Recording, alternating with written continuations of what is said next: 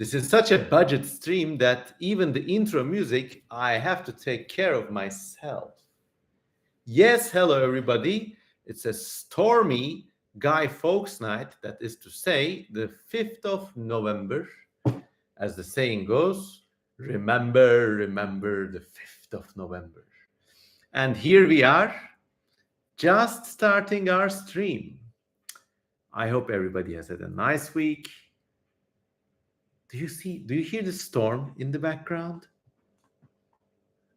Let's wait for some peoples to get in. And, oh yeah, we have a nice night in front of us. Hello, says David Gorola. Hello, hello.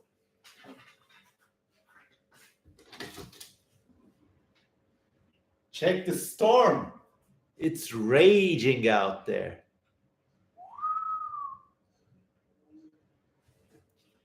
Let me pour some coffee while you get yourself comfortable and get all your friends out here. Call your friends, click your socials. I don't know what it is you use these days. I mean, Bumble or LinkedIn or whatever. Call everybody. Let them get over here. Go to your Discord. Go to your WhatsApp. Yeah.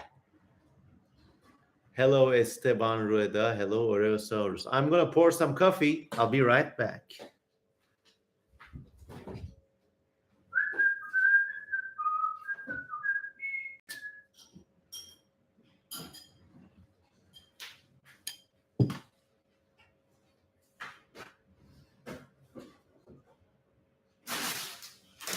And of course, they don't call this the chip stream for nothing.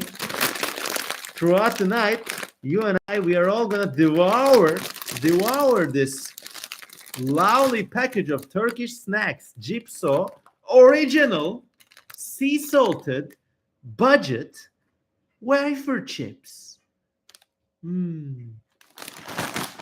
Just wait.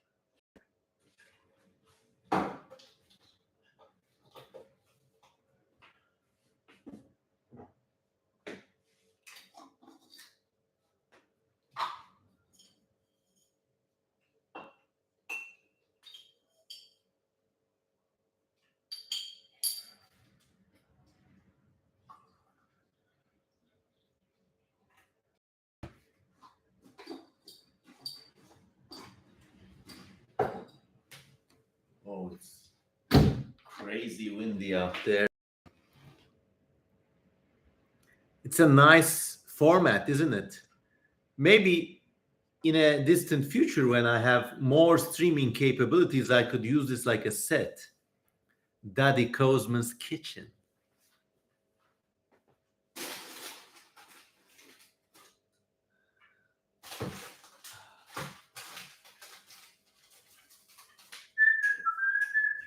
I'm coming right up.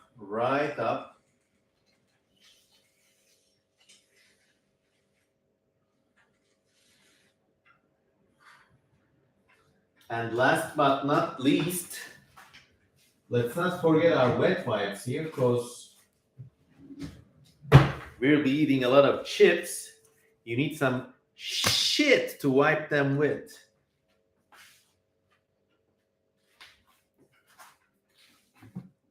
All right, everybody. Welcome to the CM Kozman live stream. We have nearly reached the 5-minute mark for the intro. Hope everybody is ready. Hope everybody has had a great time.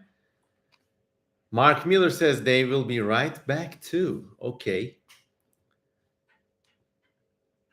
Polydaedalus says autumn sucks. To this, I respectfully disagree and say, are you crazy? Autumn is the best. Spring and autumn, they're the best seasons. I was a big summer fan back when I was a kid.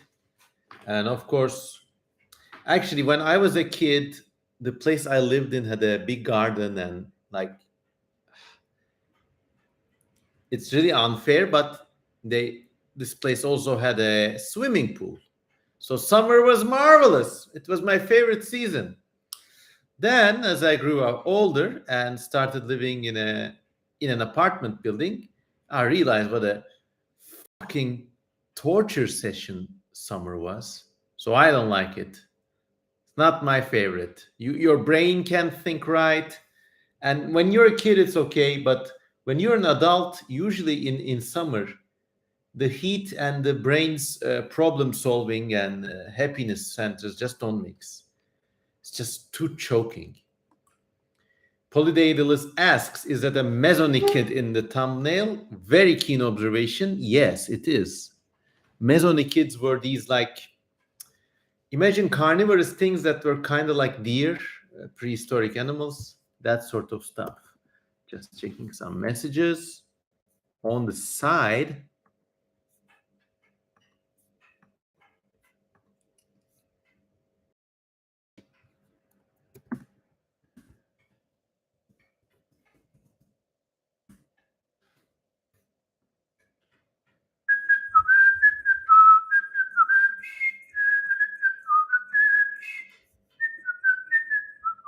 Okay, message is checked. What is the current topic, says Lord Grunwalder. Well, my lord, the current topic is just everybody coming in. And normally I ask everybody for a shout out of about where they're from at this junction. But now I want to ask, are there any lurkers who have never commented?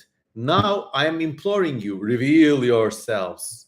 Let's see all the lurkers in the stream, in the chat.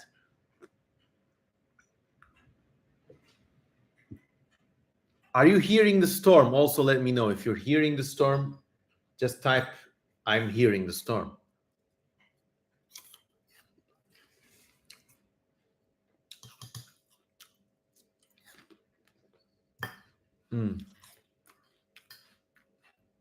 Alex says, hi. Perplexingly, no comments from lurkers. BC says, I can't hear the storm. I'm sorry.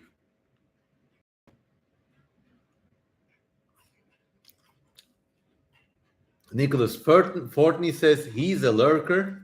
Welcome, my lurking friends. 14 people in the room. Also wolfing down some fruit bash, chopped up tangerines, chopped up apples, chopped up bananas. Just food for the day.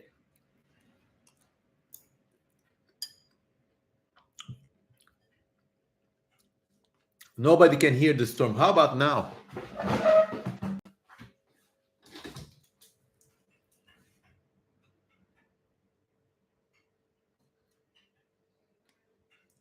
Well, if you can't hear it, you can't hear it.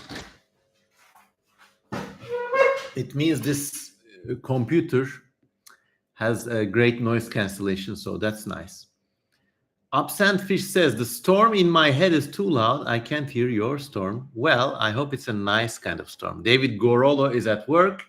Shout out to everybody working, not just on a Sunday, but also in any other day. I mean, yeah, life is tough on the sidelines and we all get the grind.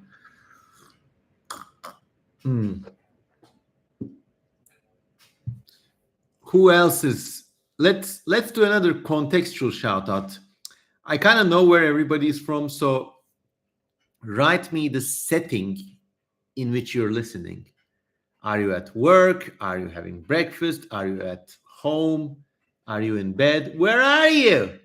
Just type up and let me share it with the whole Kozman community. Now I'm going to apply this great Canadian maple sugar sent actually by one of the viewers of this channel, one of the super fans, to my coffee. So it will be a nice acquired taste.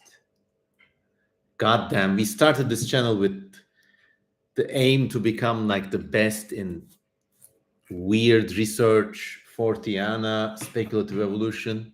But with each stream, we are regressing further into becoming just a food channel, which is just as well.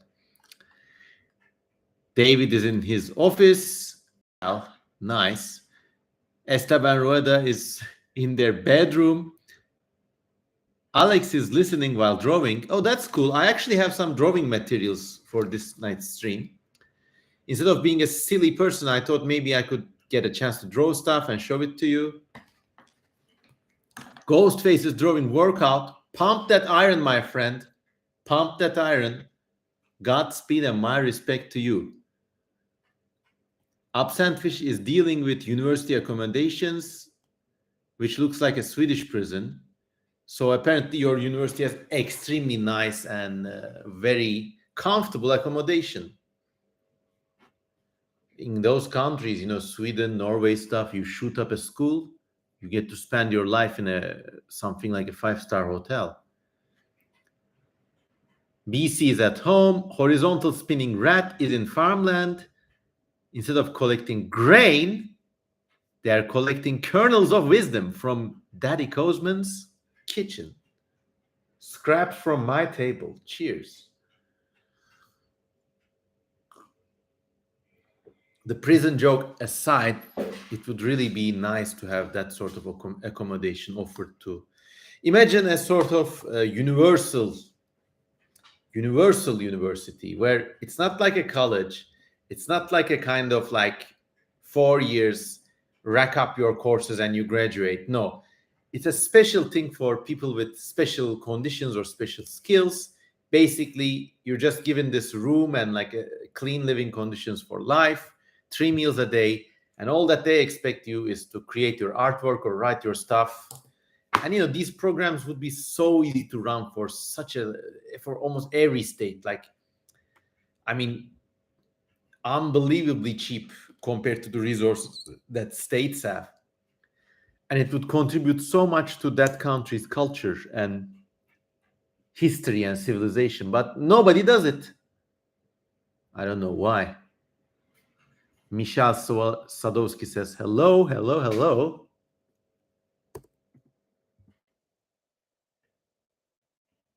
Let's do some message checks.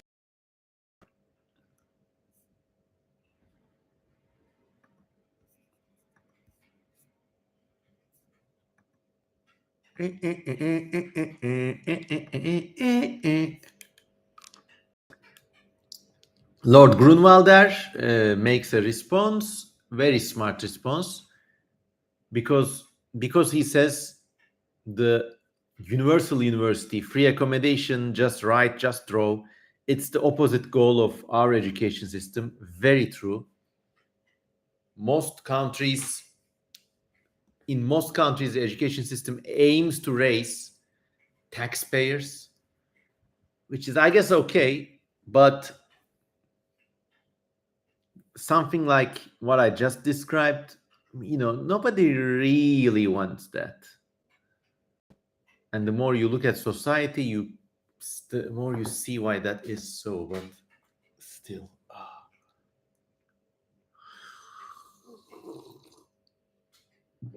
how are you doing, everybody? I hope it's been a great night. Hello says bored. 14 people in the house. What should we talk about tonight? Or maybe draw? I am also, by the way, taking commissions for, well, if you go to my Patreon, and there's a Patreon commissions tier, which is a 3-digit number in the low 3 digits. And if you support me from there, I will make you a kind of genuine, high detail, amazingly complex drawing. Let me just show one, actually.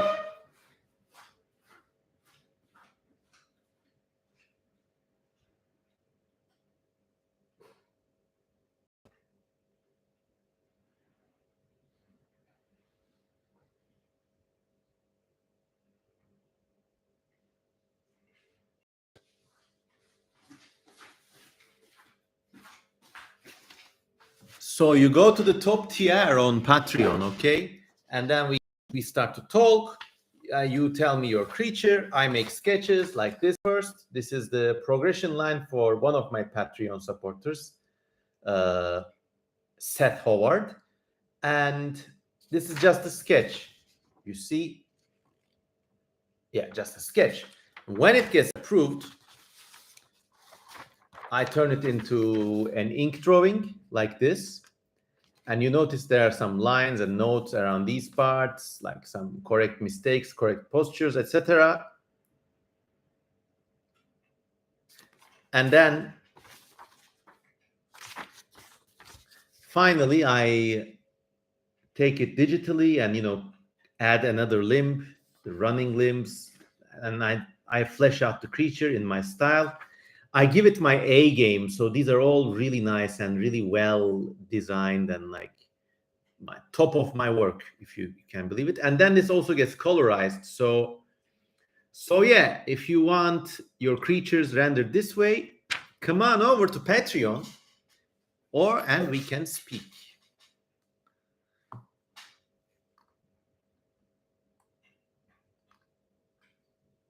Manospondylus says, draw a Triassic reptile. Soon I will.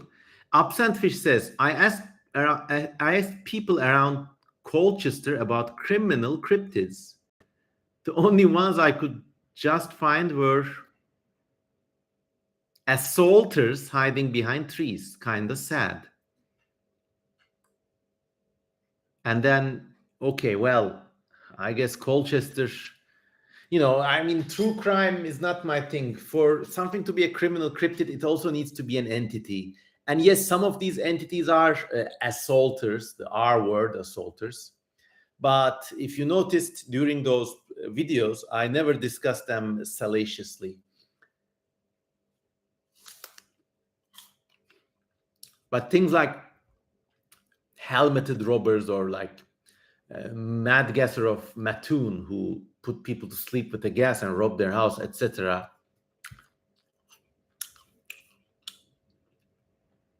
Michal Sadowski says, I'd rather live in the Mesozoic than in a society.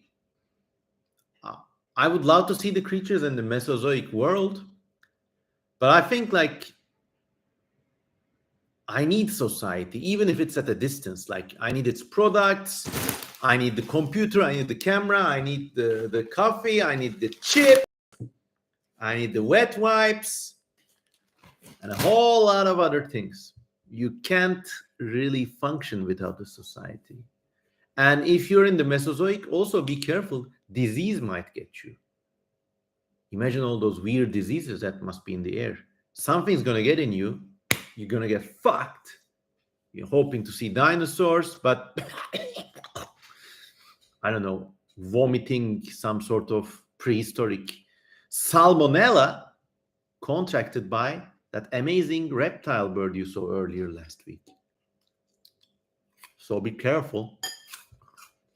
In the words of the great American philosopher Eminem, be careful what you wish for, because you might just get it, and when you do, it might come to you tenfold. Na, na, na, na, na, na, na, na. Oreosaurus has to leave, not in account of his dastardly brother, I think, but because the internet is kind of being horrible now. Okay, any more comments? Let me sketch TK Sivgin's request. Don't expect anything very complicated from these stream requests, though.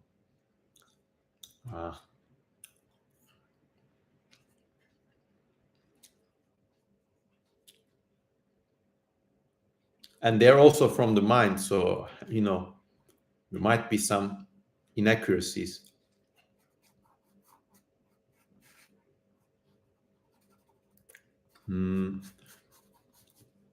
He said, TK Sivgin requested me to draw a weird Triassic reptile, and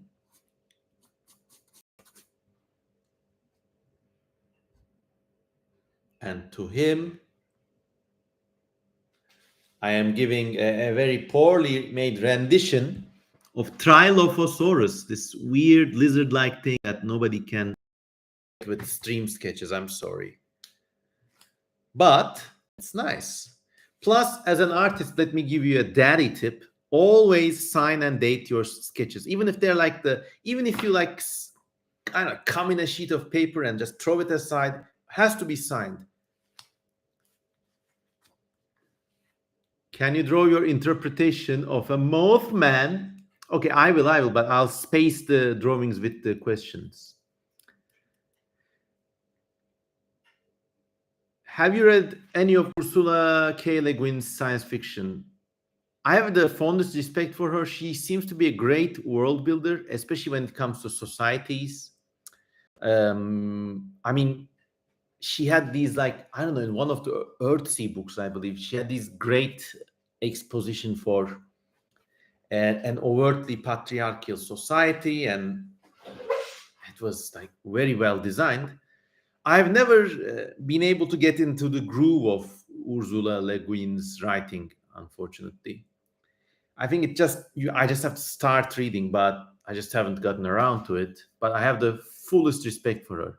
Board Rashid says, will there be a Snayat book? Yes. If you support me on Patreon, you could see excerpts from the upcoming book, including drawings of human colonists and new animals and stuff. And actually, if you visit my website, cmcosman.com, just dig around a little, you will find the pages for Snayat, including a page that contains previews from the upcoming book, which is free.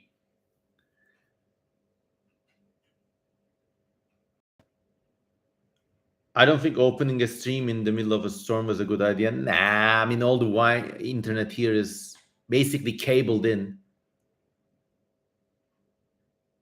Oh no. Okay, serious question this time. C Cyborg says, hello, Mr. Kozman. I'm sorry, I'm so bad at getting back to your emails. You're one of my favorite artists. And I have just been having a lot of things going on in the past, complete with my own little stalker at college. Whoa. Okay, that's harsh. I mean, college is just like the first taste of these things, huh? And we always have a lot of shit going in the background. A lot of people I know in real life, a lot of people who are very dear to me online, they confide in me sometimes with what's going on, and it's just, I mean, I have stuff going on in the background. Everybody does. The trick to keep going is, I don't know. I mean, of course, if something really serious happened, if I lost my livelihood or somebody I knew died and stuff, I wouldn't be like this confident podcasting here. Unfortunately, life always hits us with shit. You just have to know how to let it wash over you, and it's not over until it's over. But do tell us about this creep if it makes you happier, or if it kind of eases your mind about this thing. That's the kind of criminal cryptid Daddy Kozman does not approve. Do some message check.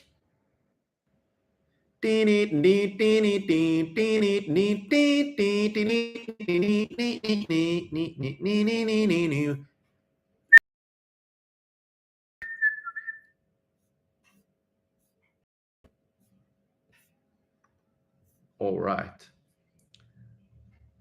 Will Snayad lore be revamped for the new book? There will be much more lore.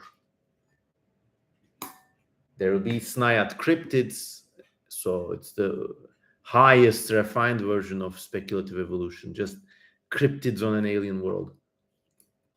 There will be sonocryptids, cryptids known only from sounds, stuff like this.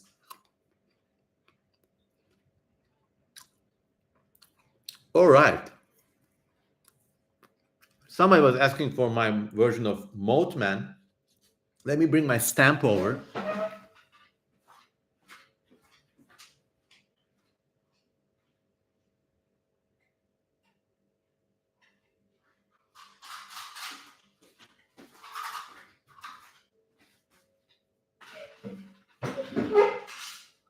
Okay, if you're an artist, I got you a few tips.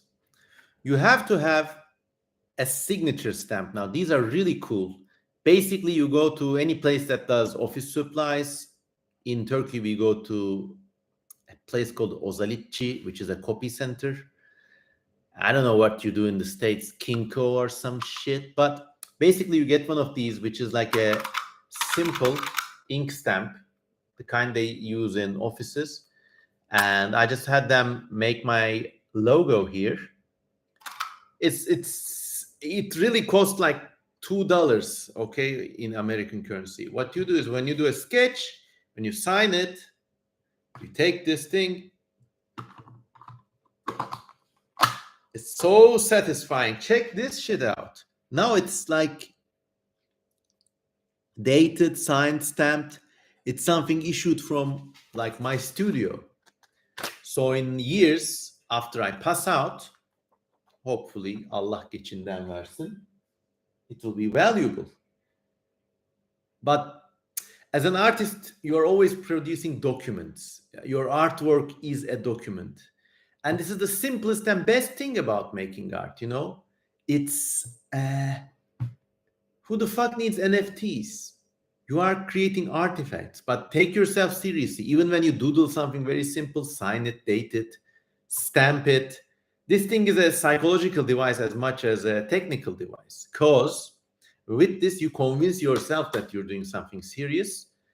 And in the world of art, when you're convinced, it has a way of becoming real.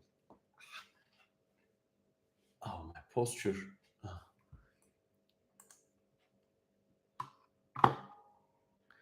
Thank you, says C Cyborg, about the stalker situation. I definitely need to get better at brushing things like this off.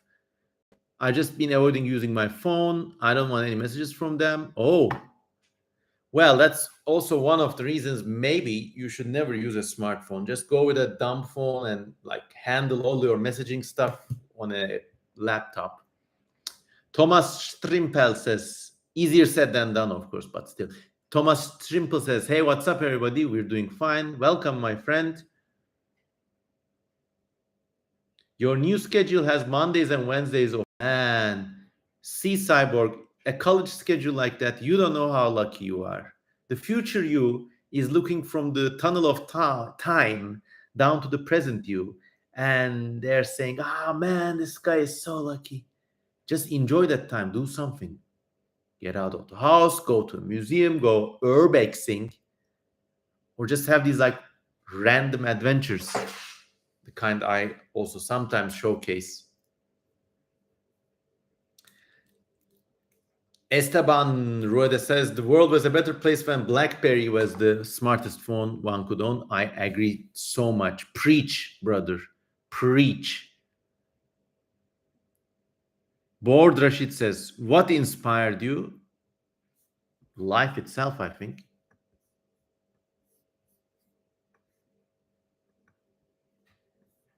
Okay, let's draw a Mothman creature for.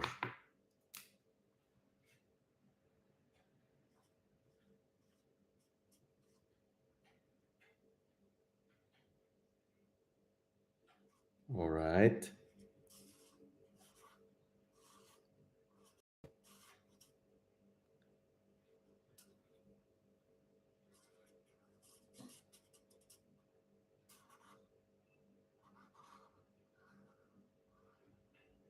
All right, just wait.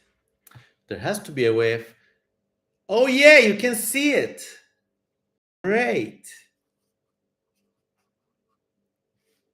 This is basically how I draw.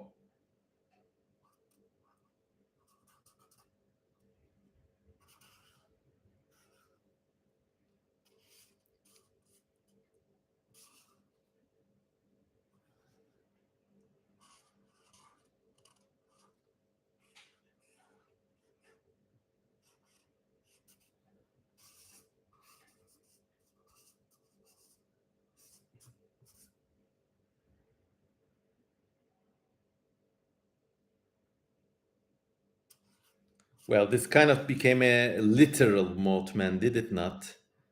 But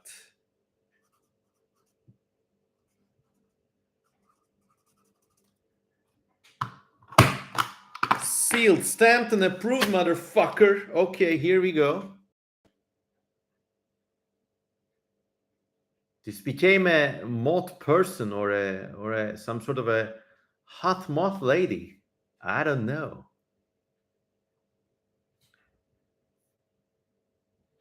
Okay, two out of God knows how many for the night. But I like this thing. I want to have this amazing streaming rig. Like, I don't know, if somebody came and gave me like a ton of money to build a streaming rig of my dreams, there would be like a switchboard so I could switch between something of my face and my drawing board, and it would be like I would have a desk space full of pens, pencils, watercolors, and then like one of those fucking gaming channels, my face would be on the corner, there would be a second camera and like a professional mic. But I think for the time being, bending this down also works well. So yeah. All right, more questions. Now I think we got 22 people here, and drum roll, it's time to do the place call out. Okay, tell me where in the world you are from. Let's do the whole represent kind of thing while I enjoy myself some gypso.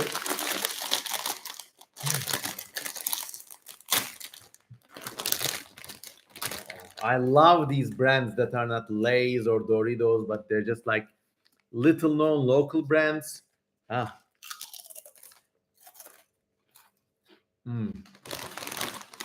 Tastes like Ruffles, but much less greasy, and it's got this kind of cool air in it too. Very nice.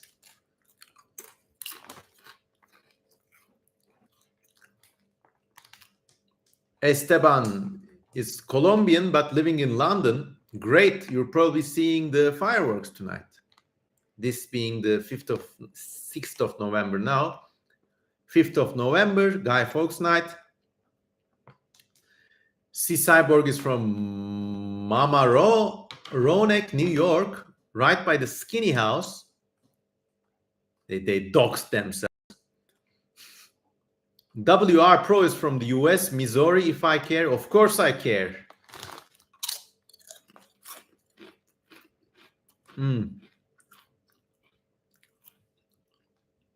Thomas gives me a shout out from Texas, USA. Yeehaw, partner, at the Paleo Lab of the Perot Museum of Nature and Science. Wow. You're working there, I believe. Why don't we do some sort of deal where like you convince people to, I don't know, commission a painting or drawings from me? I don't charge much, especially compared to American prices. Nicholas Fortney is from coastal Washington State. Man, you lucky git.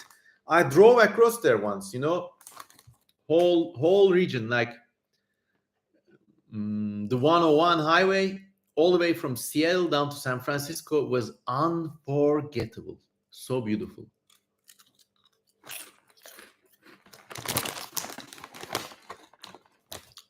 I'm trying to remember the names of the towns. Cannon Beach. That was the fancy white people's town. Then, just forgot. I would Google it, but my hands are greasy now. Lord Grunwalder is from Manisa, Turkey, and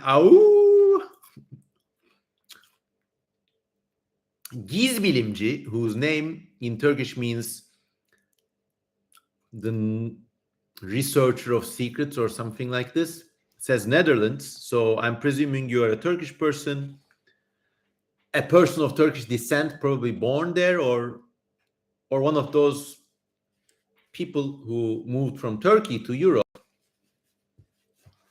Hope you're doing well. From the true capital of Ireland, up Cork, says King H. Bay. Yes, we've been having these discussions for a while, have we not? Chopsticks are a nice way to keep hands safe. Yeah, I can't be bothered with them though. Not with this.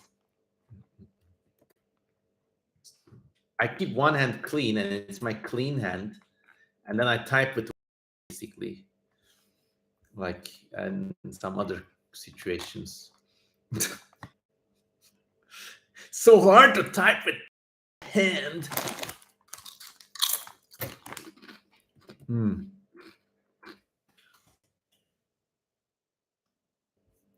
Checking messages and shit.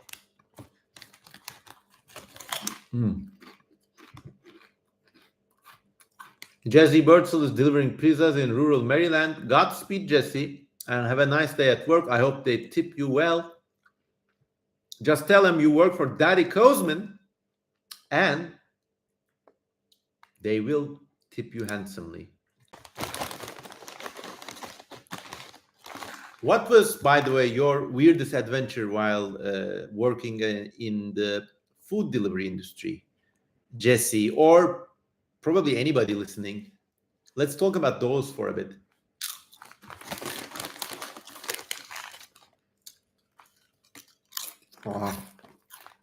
This is good. What do you think about the YouTube Curious Archive? I really like their work. They're really solid stand-up YouTuber. They really promoted my works back in the day. I only have good things to say about that channel. The way the question is asked, does it hint at some drama that I don't know? I don't know. But from what I know, they're a very solid channel.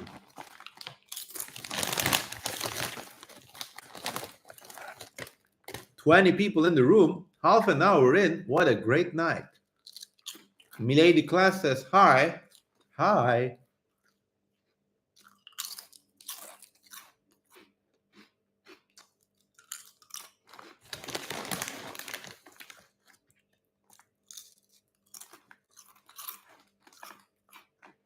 This is a catch-up from the previous stream.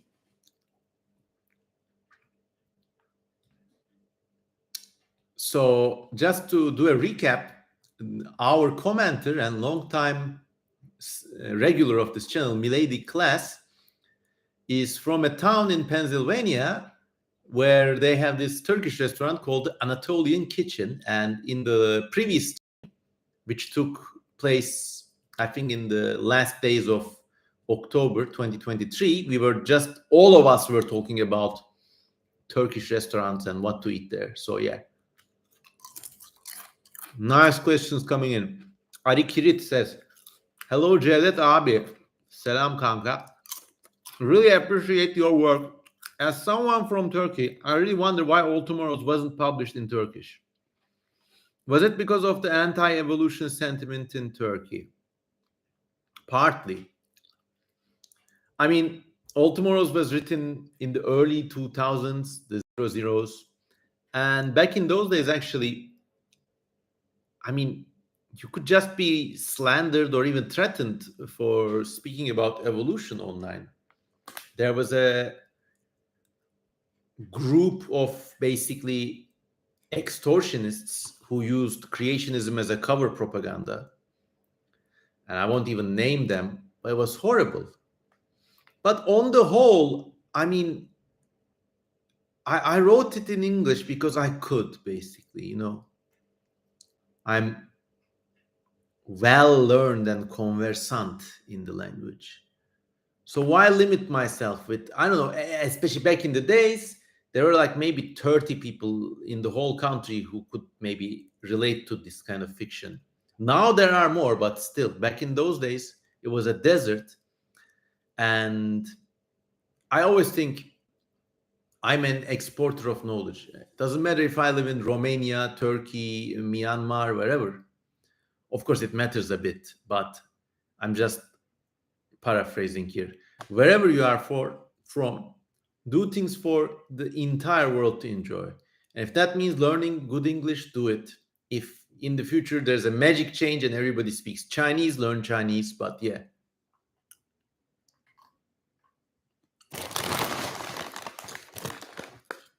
I mean,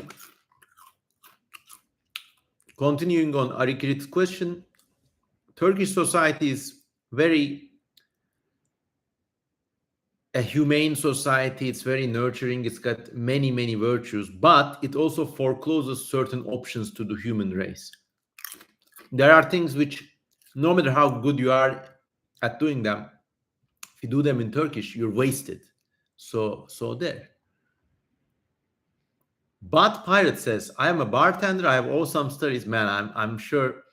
I hope one day I visit you and you buy me a beer. Somebody fell down 2 floors of stairwells.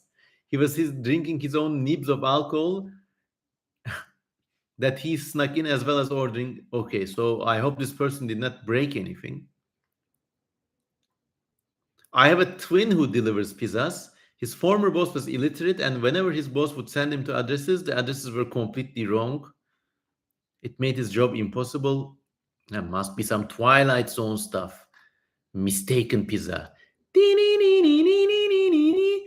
The person falling down at the bar where Butt Pirate worked at hit his head and filled the floor with blood. Ambulance came, amber lamps, and cleaned it all up. And probably charged them $5,000 for it, huh?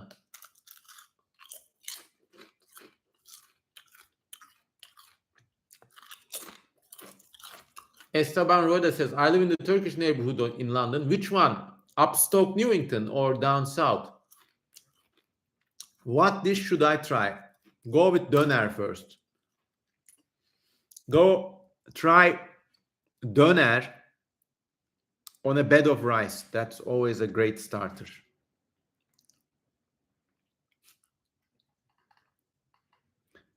Bring back the epic mood lightning. Nah, not now. Later. Was Pokemon banned in Turkey due to anti-evolution sentiment? No, actually, Pokemon was never banned. There was this one case where a kid said, I am Pikachu, and jumped from the balcony and like broke his legs. And this caused the show to be suspended for a couple of weeks, but then it was back on air and it ran for years. So no such thing.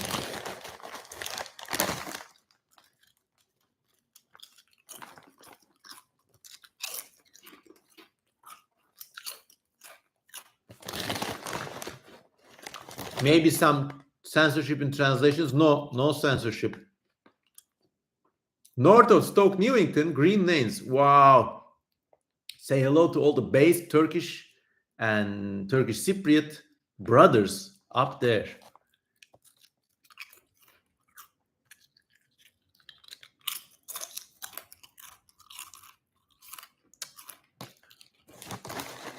See, Cyborg says for even the ambulance to turn up, you would have to pay them $5,000 in the States. Shamnesia. Daddy Cosman chips. ASMR for real, yeah.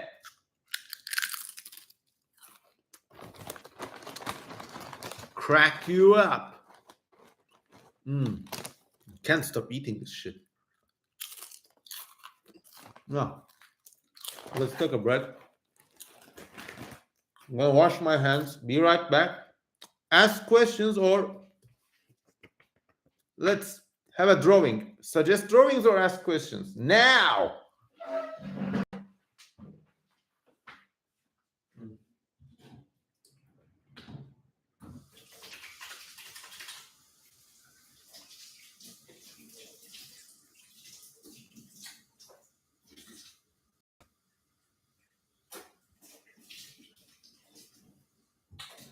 This is a great format, by the way. Daddy Cosman's Kitchen. I really, really like it.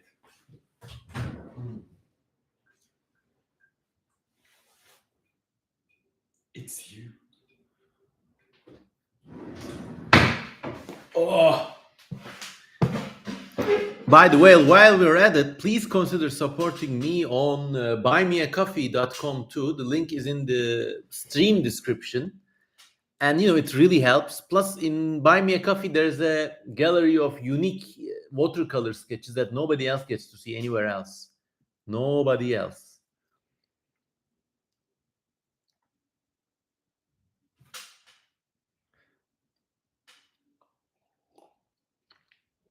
Bat Pirate says, your interpretation of the Lake Man Monster. Okay, the Lake Van monster. Basically, in the eastern part of Anatolia, there's a big alkali lake called the Van Lake. And in the 1980s, a cryptid was reported from there called the Van Gölü canavarı, which is the Lake Van monster. And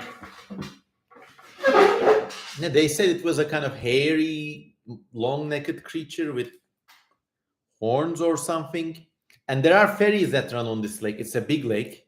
And there was one picture of the monster just looking up and staring at the people in the ferry boat. Let's see how we could make that realistic somehow. Okay.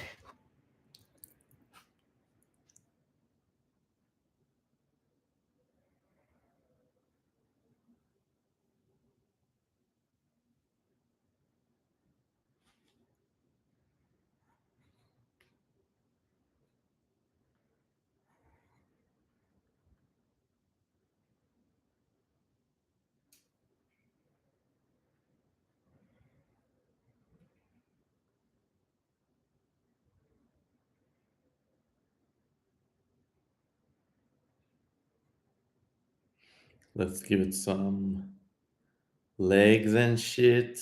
Yes.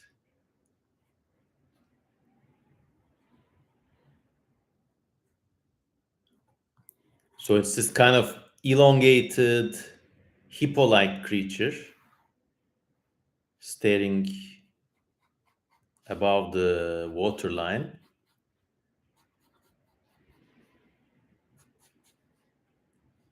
Yeah, so yeah.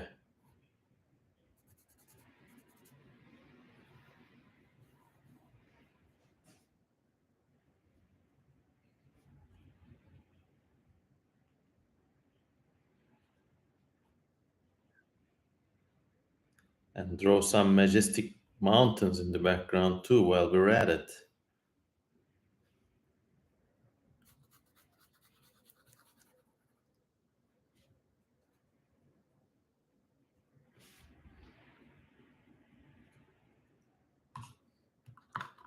Boom! All right, let's take a look.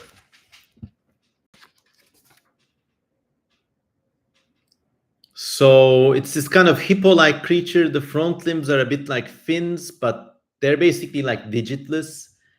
Like imagine an enormously elongated capybara without fingers, and it walks at the lake bottom, but can also swim, and it's got this long neck. I don't know, just a weird thing. Tonight's stream is going to turn into this cryptozoologicon.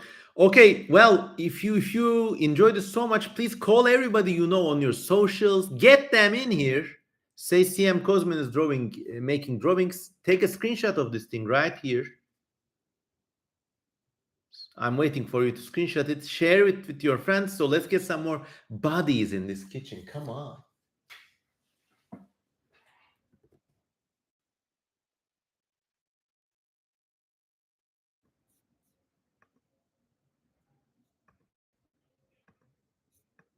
Maymun zing zing.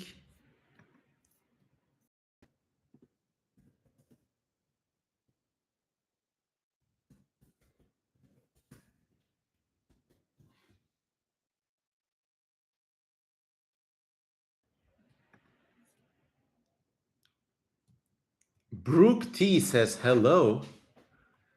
Hello, hello.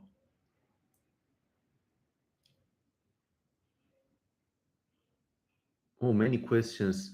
Milady Cass says toad zoos and aquariums. I think they're a net benefit, unless they're in like a really shitty part of the world where the animals are tortured. But like genuine zoos in Western countries do so much for animal conservancy.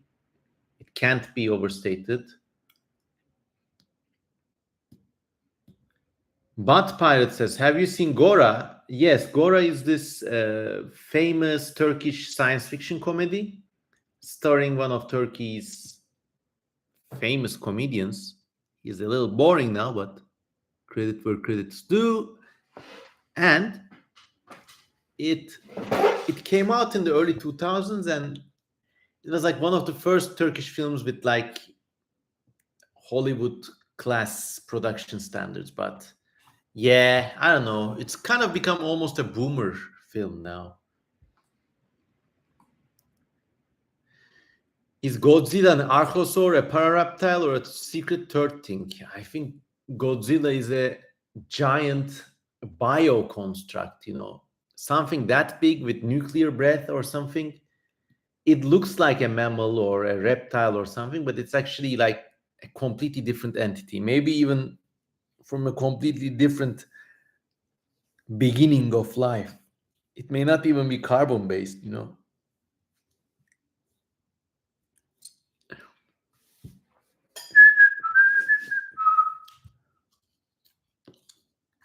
Have you seen the trailer for Godzilla Minus One? Yes, I have. It's great. It looks like it's going to be a great film.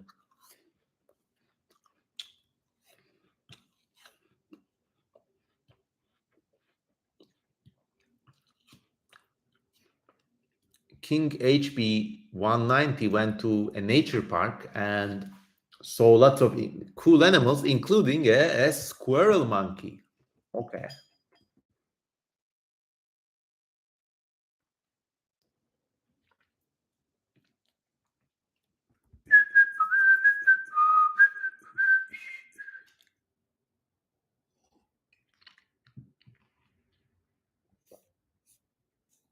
Wow, it's almost been an hour. I still feel fresh. Last stream we went for 3 hours. I don't know if I can last it that much, but I'll definitely go for another hour, I think. Do you have a favorite alien design from Star Wars? Oh, you asked the best question, Brooke T. Thank you so much. I haven't seen you around in this channel before, or maybe I'm misremembering. But let me actually show you.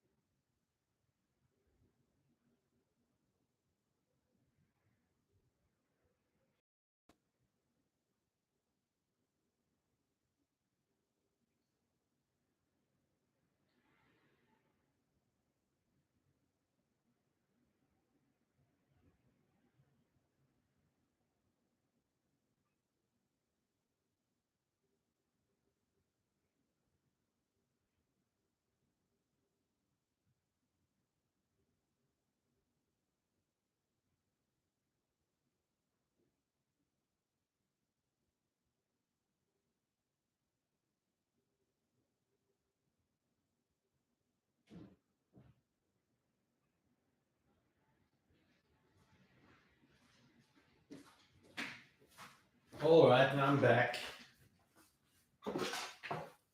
So I was asked about my alien design from Star Wars, and yeah, so years ago, in I think 1995, I acquired this book, The Art of Star Wars: Return of the Jedi, including extra art which was produced for the 1996 revamped version of this movie. And I mean, it's a nice film with all these production. It's a nice book with all these production paintings, sketches, and the whole script. And the way they draw buildings and creatures and vehicles, this like left a great impact on my mind. I think it influenced my art style and like my approach to world building. And there's this one page here where, for the updated version, the artist Terrell Whitlatch drew all sorts of extra weird background creatures for Jabba the Hutt's palace. And I was just in love with these drawings, their anatomical sophistication, their cartoonish expressions. And I was really in love with this one thing, which was called the record changer creature. So, yeah, I think this is one of my favorite alien designs from Star Wars. Really, I think Terrell Whitlatch gave the whole series its soul, and it's just amazing. I mean, there are all sorts of these background aliens that play drums and stuff like that, and they weren't realized at all. Like some of them, they just remained as concepts. But these were my favorite aliens from Star Wars. Things from Jabba's palace. I like everything there. Also, I mean, look at this thing by the amazing artist Ralph McQuarrie.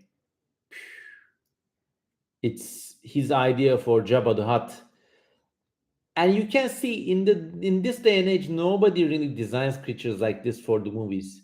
I mean, there are people who design creatures like this, but they don't get to work for movies or even games anymore.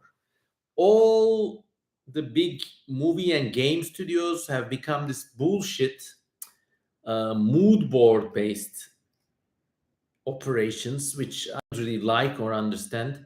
And of course, also, you can't go wrong without mentioning Max Rebo, the blue elephant alien from Return of the Jedi. And these guys have these sucker fingers, and that's how they feed. So this was a unique spec evo touch too. I really love these things. But Pirate says Ekmek Stream.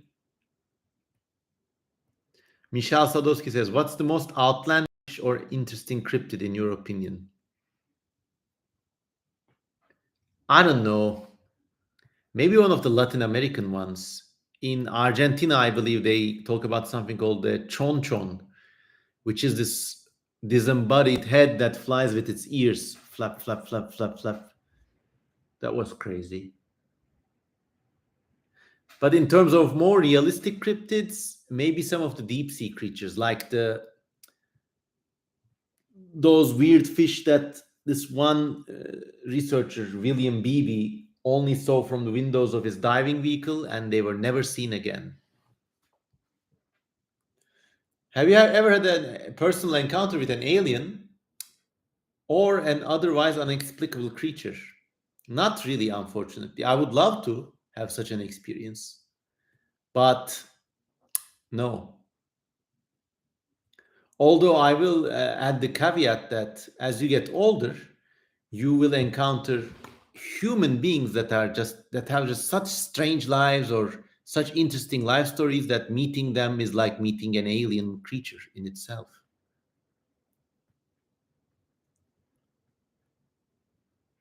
There are some really creepy diving stories. Yeah, one of my favorites is the giant jellyfish that attacks sharks. So, according to this tale, it's probably apocryphal. Some diver was diving in Western Australia, which is like the most isolated part of the country, and he was following a tiger shark, which is already a very dangerous and big-bodied shark. And then, from below the depths, something like this giant amorphous gelatinous trash bag came out. It touches the shark once, shark went into convulsions. It took the shark, just went away. And our diver was just here, scared for his life.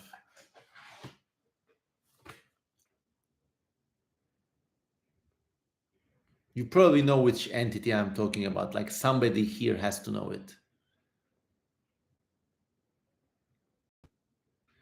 What do you think about Gary Larson, says Vermicide. I love Gary Larson. I have all his books back there in my library.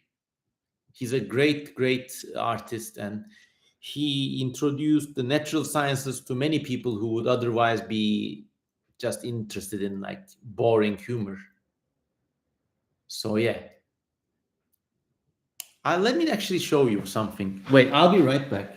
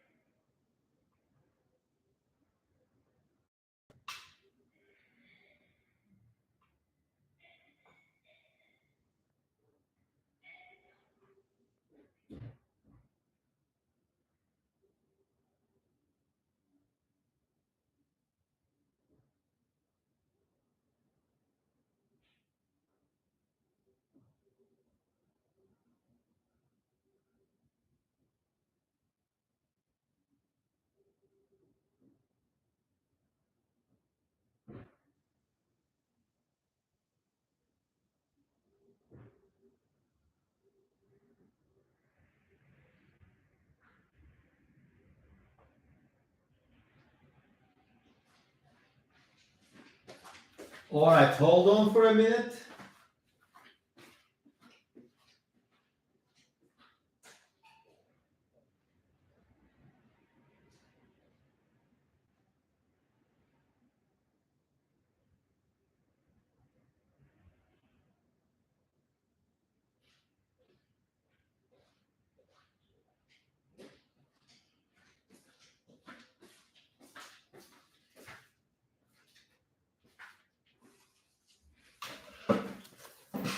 So, two of Gary are Larson's books could be considered to be speculative evolution books if you try hard enough. One of them is called Unnatural Selections. Basically, his books are compilations of his cartoons. They have the cartoons in here, like as anything, but then they have these like extra color sections, which basically in this book is very unusual. It's just like Gary Larson's idea of prehistoric life with some sort of humor, but there's all these strange creatures lurking about, and some of them don't even make sense. He's just enjoying the joy of making these things. And then on another plate you have the Age of Fish and Amphibians, which has the cowfish and like the Elvis fish and this weird angler thing. So, I mean, these are really great books. And I mean, I have been collecting these thanks to my father's vision, actually, too, since the early 1990s. This book was printed in 1991. And if you look at the other Larson book, The Cows of Our Planet, once again, there are these cartoons everywhere. But then in the middle of the book, there's this weird field guide section, which has this weird cow humor. So things like the New Zealand portable cows or the Australian spotted roller cows, whatever. The Brahma bellies, the skyscraper sucker foot. This is very interesting. This is just hardcore speculative evolution, like a cow that climbs on buildings with suckers on its hooves. Why? And do they lay eggs there? What do they do? The one-eyed Norwegian smiler. He's just become like a full-on surrealist with this book. And this book has dozens and dozens of these weird cow things. I'm not going to show you all of them because I like to be secret that way. But yeah.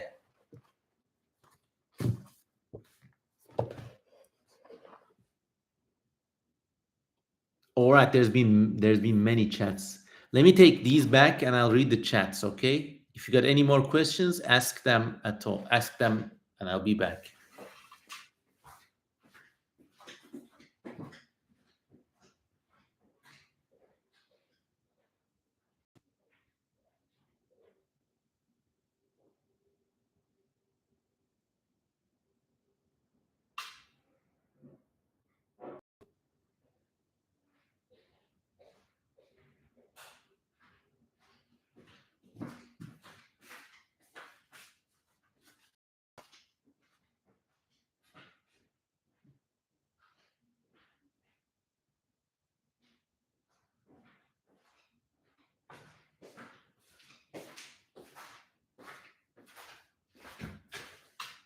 Oh.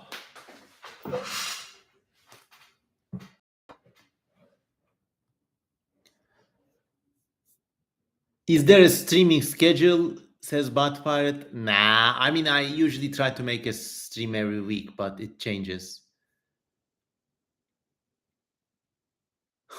Lord Grunwalder comes with a striking account of a paranormal cryptid from Turkey's Manisa province. I did once witness a fully black colored humanoid silhouette passing through a wall. I mostly kept this to myself because it's not even interesting or believable.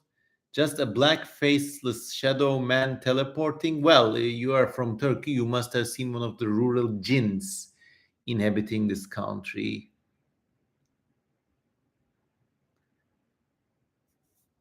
I don't know.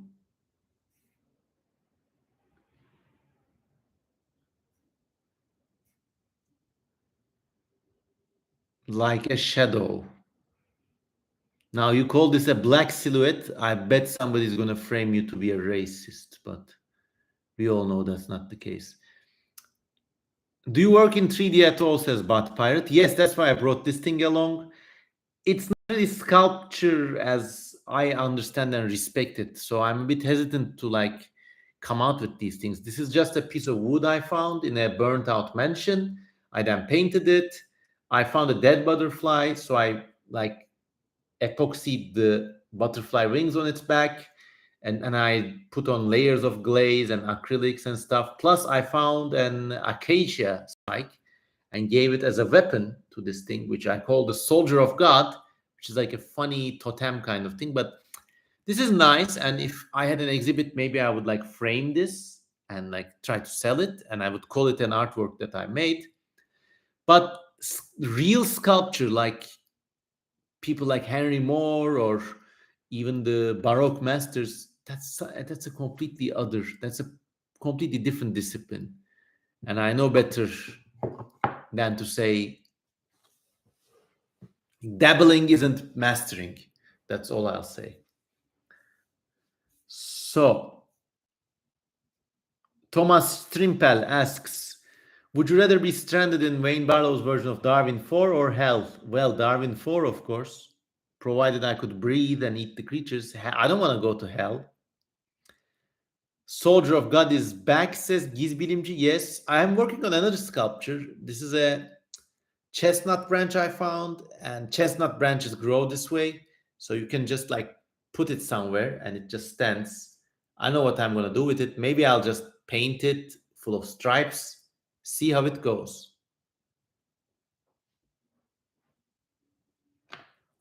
Flying Furok says, don't you want to go to Barlow's Inferno and meet Eligor? No, but I would love to meet Lilith in that place. You've seen? Off. You know,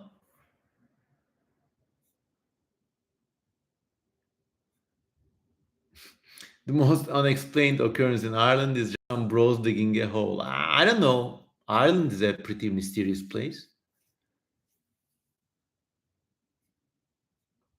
What is your favorite color? Probably yellow or some shade of tangerine, the same color I use in the background of my website.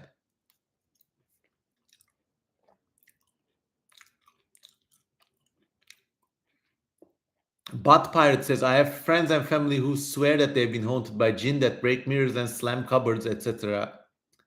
Well, I've always talked about this in my podcast that in a lot of traditional societies, including Turkish society, until quite recently, people don't just believe in ghosts. Like a Western person, an American or a Brit, might like believe in ghosts and like for them they're haunted places. But their understanding of these things is still transgressive, like they're anomalies. But in a lot of traditional societies, these supernatural beings are part of daily life. Like, so seeing jinn, it's like a kind of animal, maybe a kind of animal you don't want to meet, but they're part of reality. So it's not as transgressive as it is for Western witnesses of paranormal things.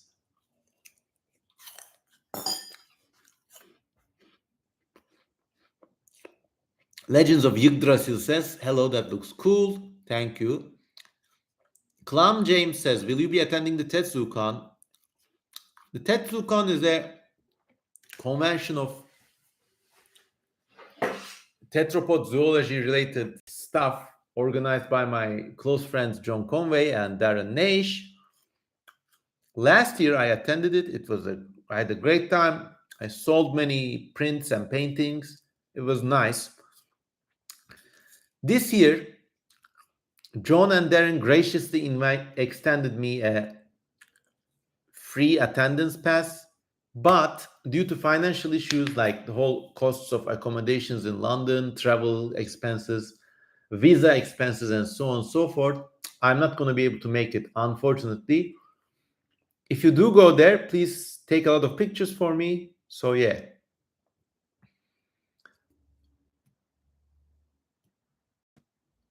Did you have food prepared the whole time? Where did that food appear? No, these are just the fruit I chop up in the morning. I chop up a lot of them and I eat it throughout the day. I was outside the whole day. I actually attended the Istanbul Marathon, in which people get to cross the Bosporus Bridge on foot, which was magical. I really liked it.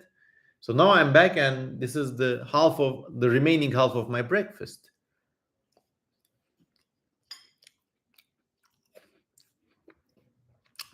Flying Flurok says, would the lethal Lilith foot job be worth it? Just for posterity, in legends and in Barlow's Inferno, Lilith is portrayed with eagle talons. But who said anything about stopping at a foot job? Huh? I am a forceful man. Let me just say that much.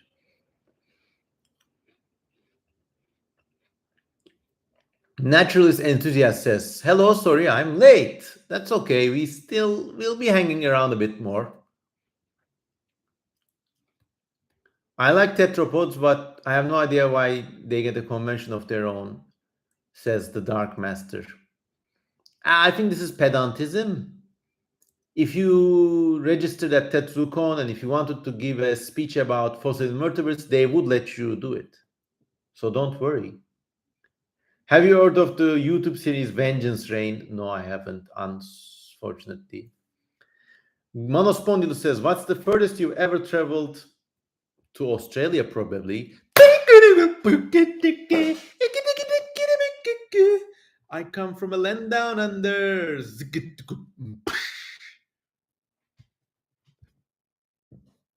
Australia or Western USA. And it's also very sad. I mean, the condition of the world and the world's economy and my home country's economy these days. I think I might never get to travel as extensively for at least a decade.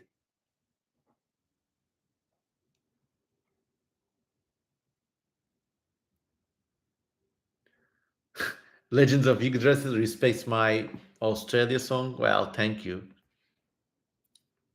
Ari Kirit makes a theological point about Islamic God and the Christian God. I don't know. Theology, you can go to many interesting places, and there have been many arguments and debates saying on the subject of are the two gods like are the conceptions of Muslim and Christian gods compatible, basically? And a lot of ink and a lot of blood has been spilled over that subject. Let me tell you this much, though. Christians in Arabic-speaking countries and even Christians in Malta regularly use the name Allah when they're referring to God. So, Naturalist Enthusiast says, are you active on Discord? Sorry, no. I don't have time. It's too complicated for me. It's my age creeping up on me. Yggdrasil says, gotta go later. Gotta go. See you later. Okay. Let me put these sculptures back and get some milk, and I'll also join you guys.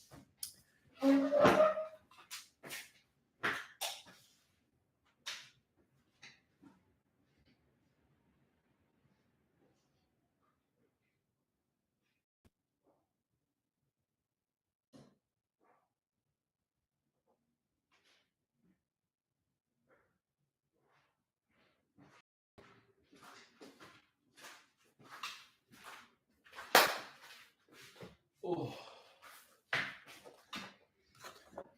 Yeah, I'm getting a little tired. My eyes are getting tired, so I'll still finish the whole pack of chips.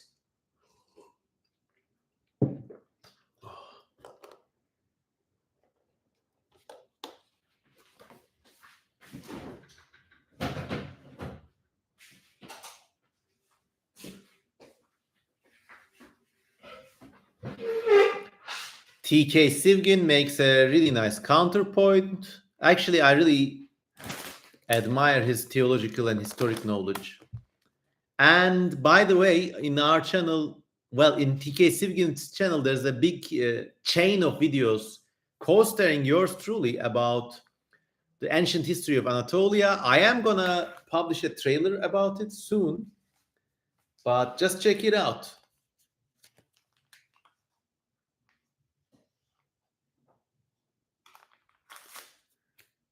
There's a debate boiling over about,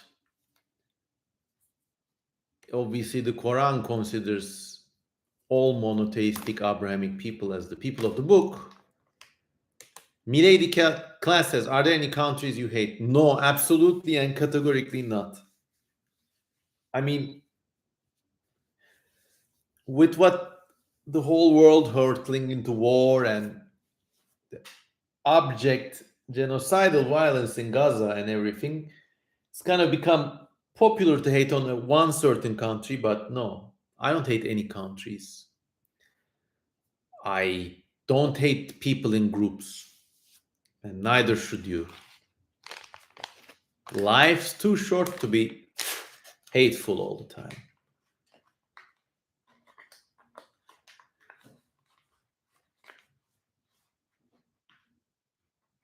Okay, yeah, I'm just gonna sideline. Like, you could have this discussion in the comments, but I'm not gonna go too deeply into the theological debate evolving in the chat.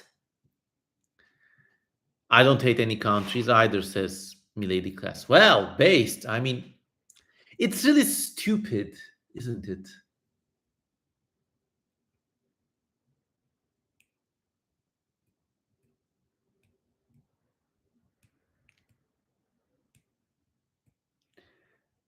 I noticed that in your crab video, which was an older video on this channel about carcinization, you left out cichlids, the prehistoric crab imposters. This was accidental. It's like something that I missed out. Thank you for bringing it into my attention, though.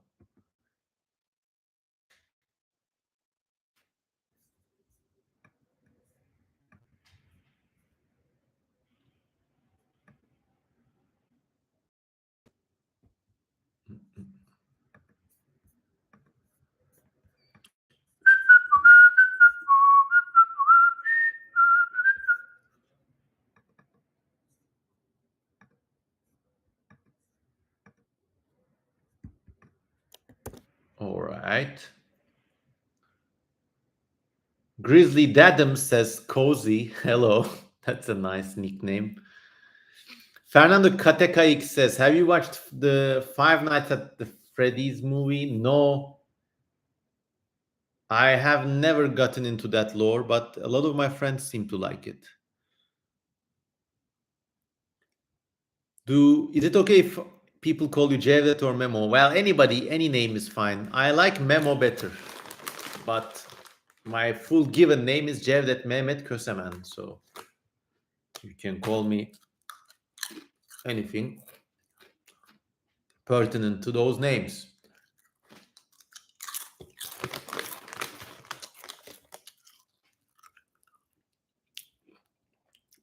Brooke T says, I find it interesting the way the Assassin's Creed games lay out religion.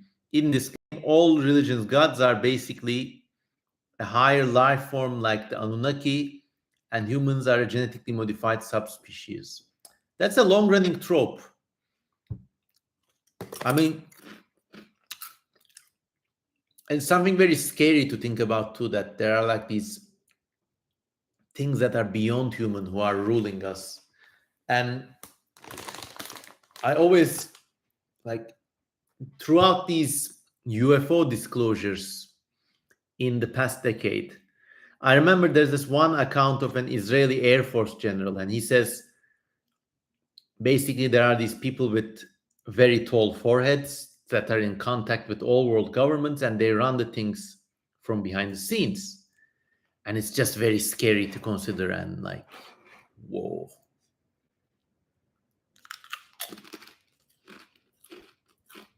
True God is a crab, says TK Sivgin. Okay, maybe.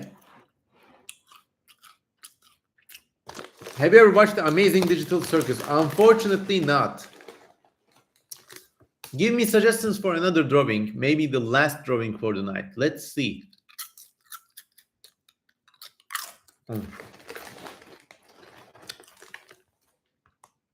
What do you think is better in a fight? Fictional or real? Skill or talent?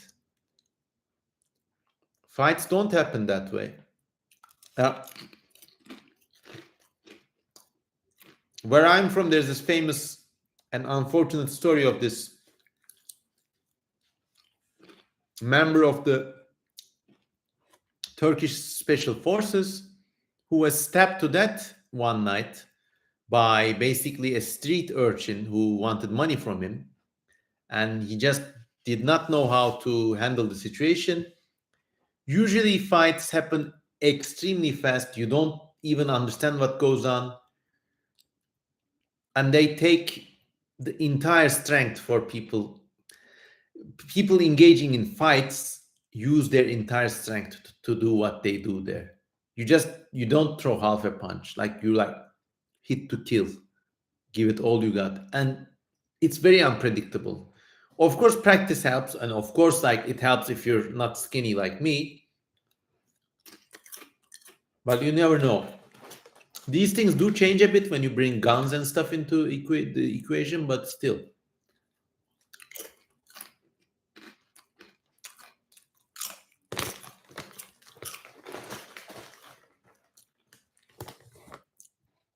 Have you seen Peter Jackson's earlier films, such as Dead Alive and Bad Taste? I have, actually, and they're fun. Especially Bad Taste. It's just like a slapstick comedy with zombies and other weird things. I really like that thing.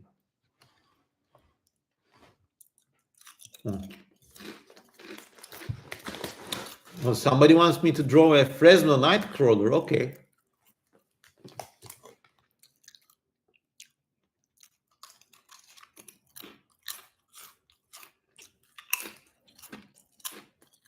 And Michal Sadowski says, what would be next for you after All Tomorrows and Snayat? Probably something about Turkey's history again. Turkish history, culture. In the English language, of course.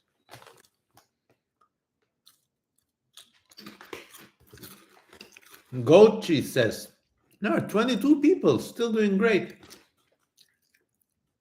Just wanted to say All Tomorrows got me into sci-fi.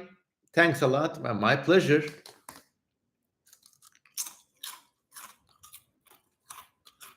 Milady Cass says, any advice for weight loss? I am diabetic and I need to lose weight, but I keep feeling like eating. This never happened to me. I always had a great control over my urges, in terms of eating, other bodily functions. I can go cold turkey anytime. I think the rule is have not, want not. Like, don't bring food into your house because you're never gonna not eat that food if it's in your house. Also try halving portions. That also helps. Like, if you're hungry and you have lunch, get half a portion. About picky eating, I don't know either. Like, I eat everything. I'm like a fucking Tarare in here. I don't have... Okay, so when I was born, since I was born, I could never have my facility of smell. I was born without it. It's called congenital anosmia. I think because of this, I've never been terribly discerning about what I eat or drink. I don't give a fuck. And maybe because of that, in turn, I have a very high disgust threshold. Like, I know I could touch dog poo. I could go exploring in weird and dirty places. I don't mind crowds. I don't mind smells, obviously. And I also kind of hate it when people around me, they don't want to go into a place. Oh, let's not go there. There's asbestos. Cowards. But to each their own. What can I say?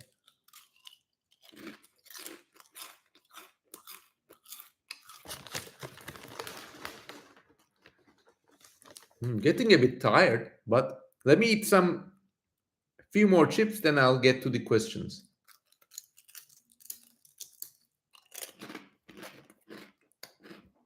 Milady Class says, I'm a germaphobe. Well, I mean, I respect this is your life, of course, and don't get me wrong, like calling people cowards and stuff, like it's just a humor, just a humorous hyperbole. I don't know. I'm not scared of germs nor dirt nor anything. I'm scared of many other things, but not those. Isn't it weird how the British people call fries chips or crisps?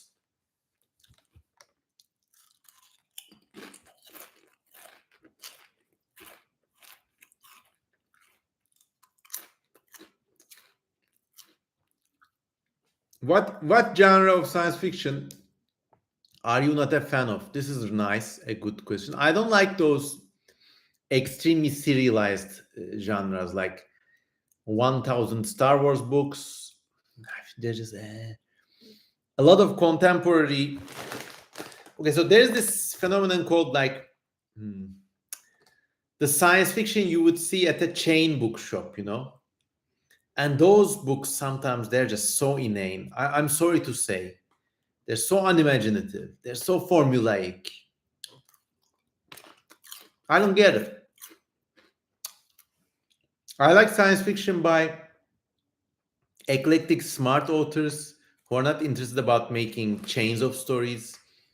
I mean, authors like Jack Vance, Larry Niven, Arthur C. Clarke, David Brin, Robert Charles Wilson, Harry Turtledove. Some things by S.M. Sterling. Those are great.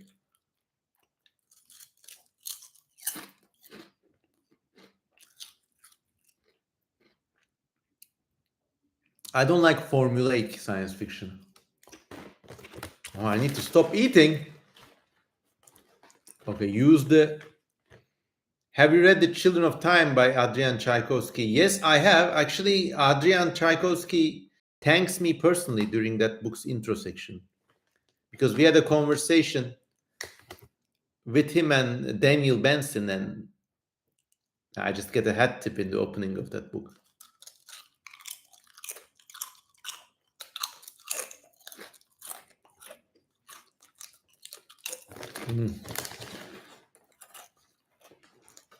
Okay, I need to stop. I'm going cold turkey.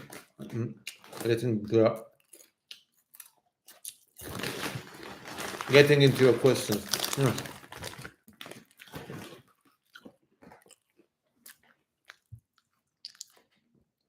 Ever read Edgar Rice Burroughs? Yes, his Kaspak series is really amazing.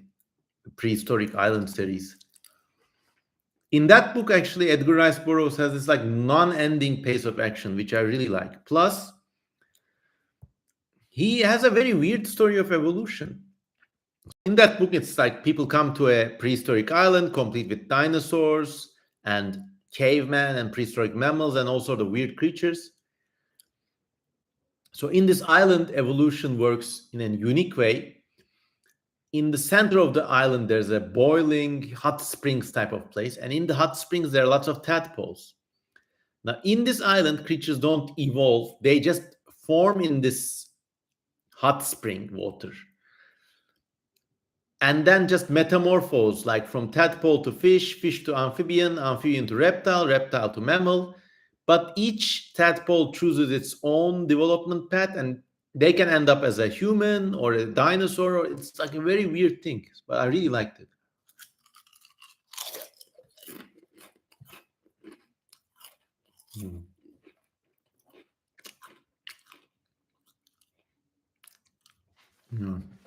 I'll be right back.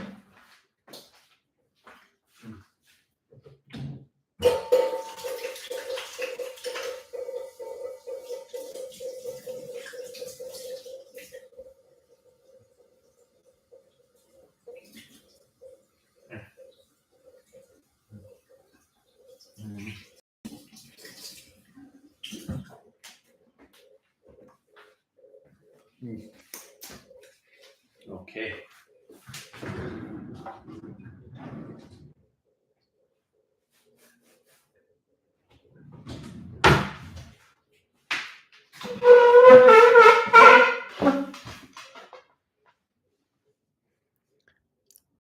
I just ate two tuna sandwiches. I just want to eat more tuna, lol.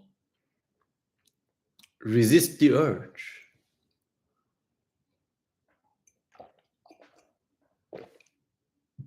I crave seafood and I crave meat too all the time. What might human speciation look like without Kuhanim interpretation?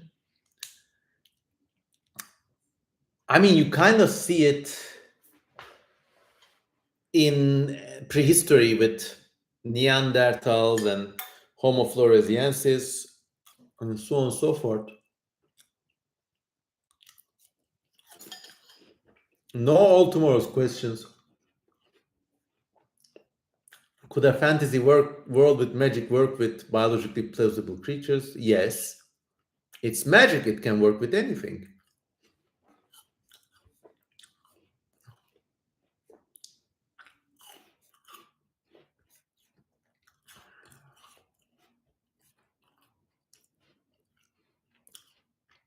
Have you heard of Turkish Star Wars? Says Milady Cass. Yes. Also known as Dünyayı Kurtaran Adam. It's a wonderful film. I think it should be shown in every filmmaking school. It's just crazy, psychedelic. The dialogues don't make sense even in Turkish. But I'm just so glad this movie exists. It's basically a weird kung fu space movie in which these two spacemen fall to an alien planet and they just beat up all these weird teddy bears and stuff. And they fight all these weird space creatures. And at the end, all the creatures appear again and they beat them up all over again. There's a bar scene. There's like a sadistic magician who's like, I represent all the evil emanations of the human spirit. It's just wonderful. I have to watch it again. I mean, when I was younger, getting movies from the internet wasn't a thing. And I actually procured a videotape of Turkish Star Wars. And like I just showed it to all my friends wherever I went on the VHS tape. And it was just like such a fun trip. Back in those days, remember, we were not saturated with video media. So like even the most stupid movie you could watch over and over again, pause and look at all the scenes. It was another time.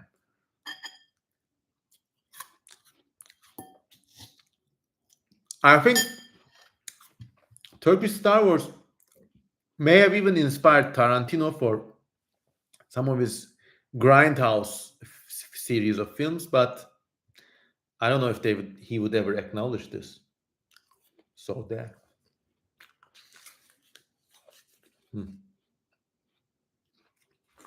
Okay. Let's check messages.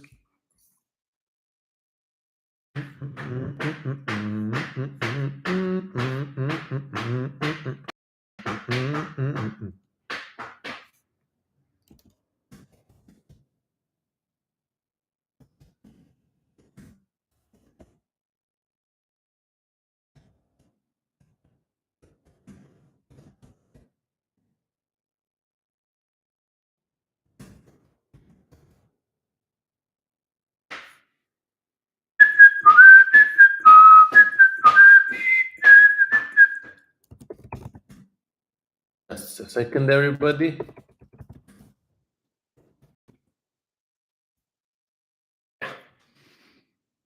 Oh, somebody's sending me lots of party things. That's nice.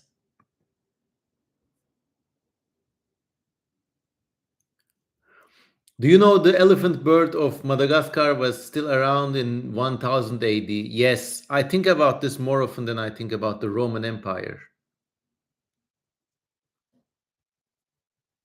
What are your thoughts on the death of the author? Can you tell me about the death of the author? What does it mean? Is it a literary term? I'm not familiar with it.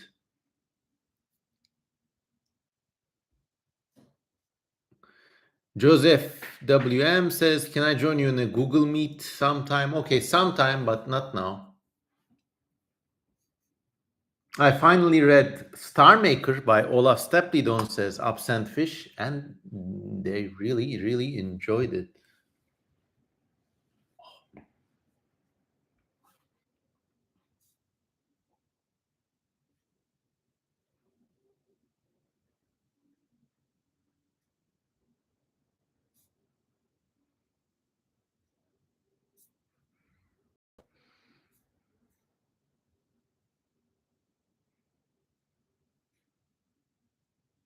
King HP asks another All Tomorrow's question again, but we don't answer here.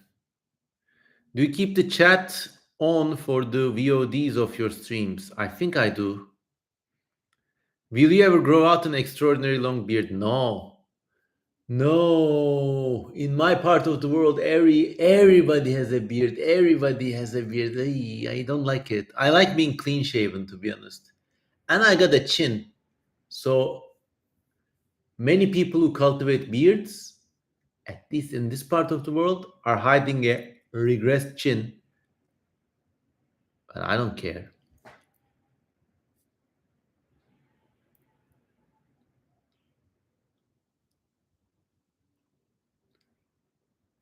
Somebody asked me to draw the realistic version of the Fresno night rollers, so I'll do that.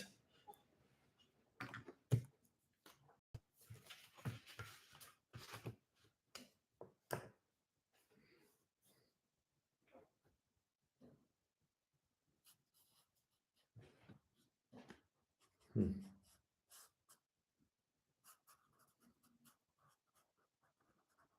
Hmm.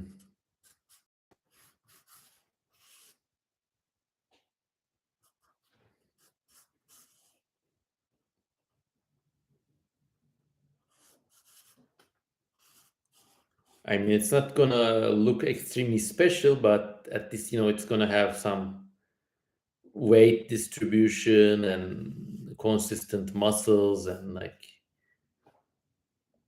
a skeletal structure and everything.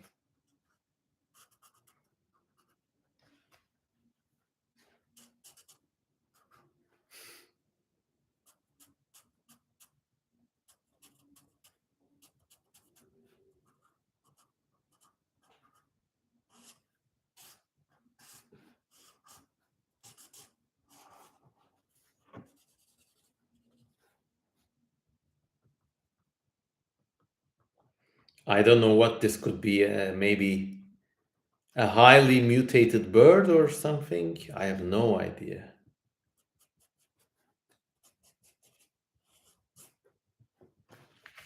Okay.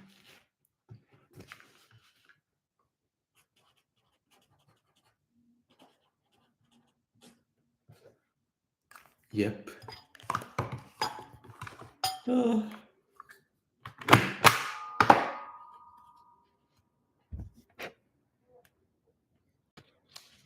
Somebody's sending me smiley faces. Here you go. The Fresno Nightcrawler, as depicted realistically. It's a weird birdie creature. I don't know. Okay, I'm getting very sleepy. I have been to a marathon and stuff, so I'm tired. And I'm gonna call it quits in 15 minutes. So any last questions? Draw Kermit, not tonight. Thank you for liking it. Terrestrial bipedal bat. Yet probably scrapes lichen from rocks and tree trunks. I need to get one of those stamps.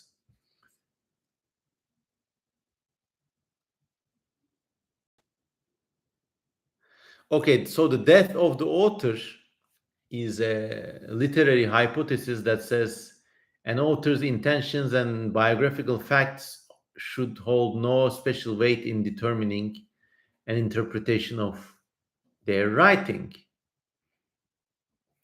it could work both ways. I see it as a very ambiguous thing. I mean, you could argue that, judge each work independently in vacuum, or you could really make these like biographical readings of every author's work. And I think both angles could be argued. So I don't know. Milady Class says, did you see my question? I might have missed it. Can you repeat it, please?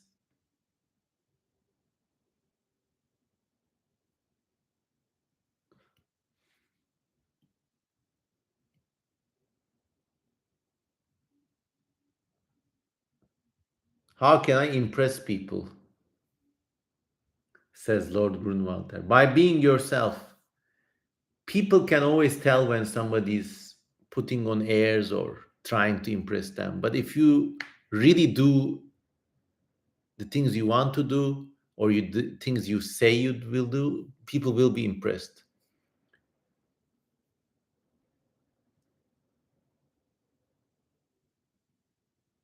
Oh, thoughts on polyamory and polyamorous relationships and open relationships. Yeah, these things are always a bit hairy. I don't know. I mean, if somebody can make it work, usually, but something like that never comes with no strings attached. Like you always pay in some way. Although in the present day, especially with younger generations,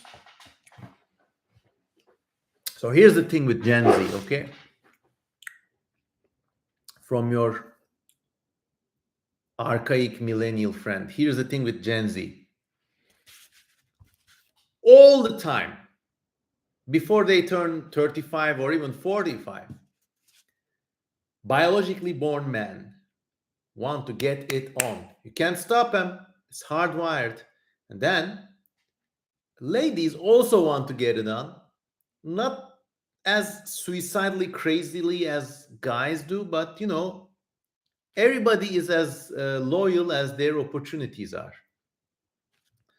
Now, come the present era, you have this epidemic of loneliness in the United States and in most of the developed world as well.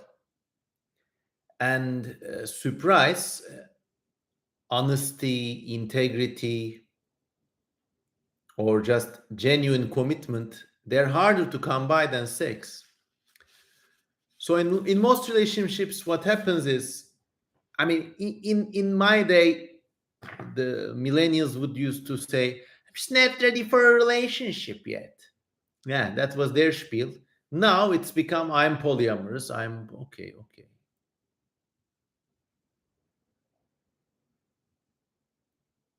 So it's kind of like, I mean, if you can genuinely make it work, yes. But here's the tip. Try to make polyamory work while paying the rent, paying payments on a house, while raising a child, or if you don't have a child, while trying to like stand up on your own feet. Then you see another dimension of life. The In Turkish they call it er meydanı, the true battlefield of life. And in those conditions, I don't know how polyamorous relationships would fare. Maybe they'd fare better. I don't know.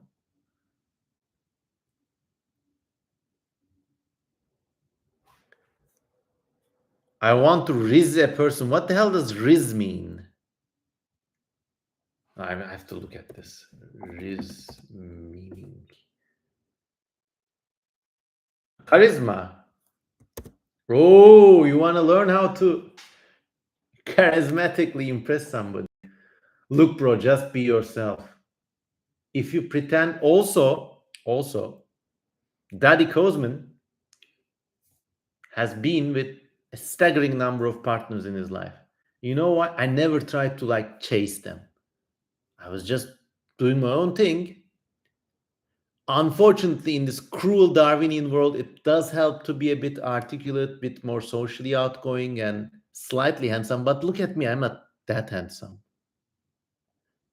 But if just you do you, okay? And they come to you, and you interact with them in a, don't treat somebody different because you want to impress them, you know? It's hard, of course, easier said than done. Also, learn to say no. That's a big strength. It's actually a God level strength. Learn to say no and learn to take no for an answer. It really hurts, but you have to take it like the tank in that Brad Pitt movie Fury. It has to come off. Don't be scared. It's just words out of a creature's mouth.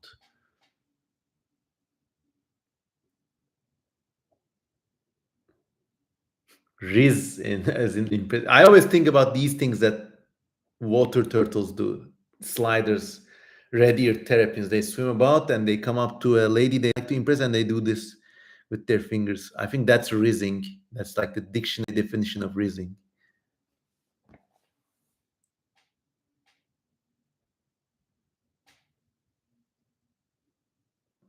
What are your tips on overcoming artistic shyness?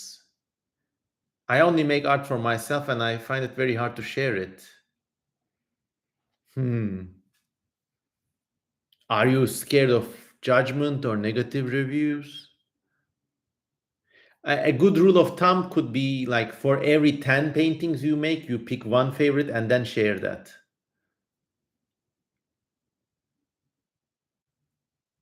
The joke, I've been getting this comment a lot. Some people were digging a hole in Ireland that there was a asteroid crater, but okay, so this was not an asteroid crater, but it was a fake crater. Okay. Ari Kirit says, you look like you're 20. I'm flattered. I'll be 40 next year. God fucking damn. I think the trick comes from I've never drank alcohol much. I mean, maybe one glass of beer in a social occasion, like twice a year or something. I don't drink socially. I never did drugs. I never smoked. And I constantly ran and exercised for most of my adult life every day. Maybe that has something to do with it. I know there were times when I was very unhappy with the way I looked because I'm really skinny, okay, and like I wanted to have broader shoulders, more muscles, bigger bone structure, but I've made peace with myself. A lot of people like it, so must be doing something right.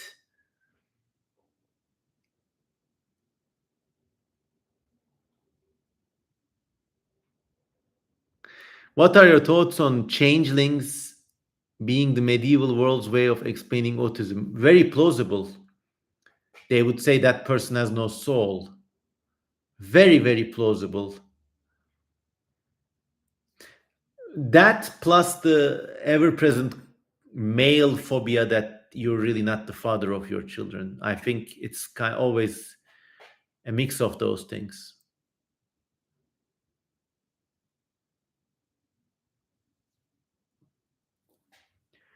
Popular says, I always get shy showing my art to people. It's not embarrassment because people actually react very positively, but still you get shy. Okay, maybe that's your character, and like you don't need to be that kind of flashy artist. If you advance in your career, maybe you could arrange a deal with a representative or agent or a gallerist who would showcase your art for you, and you don't have to deal with the social intricacies. Do you have any advice on how to own how you look? Ah, okay, owning the look. Yeah. Look, man, all my life I lived by a code. Drink your wine, love your woman, honor the gods. No, actually, my code is fuck clothes shopping. I hated clothes shopping. I still hate it. My family has to like drag me into buying shit. I don't like it. I just want my clothes to be clean. That's it. I don't like things with buttons. I like things with accessories. I occasionally have t-shirts with text on them, like this one, but they're always from places I've been to, you know. Just I usually have like 3 or 5 sets of t-shirts and casual pants, so not too much. Plus, I have 2 sets of, let's say, like presentable business wear, and I have 1 set of ceremonial wear, like something I would wear to a wedding and stuff. So, so yeah. And in terms of owning a look, I don't like buying flashy things. I don't like spending money on clothes at all, because I know my chief attraction to people in a social life comes from the things that I say, the things that I move, the way I carry myself, the way I look.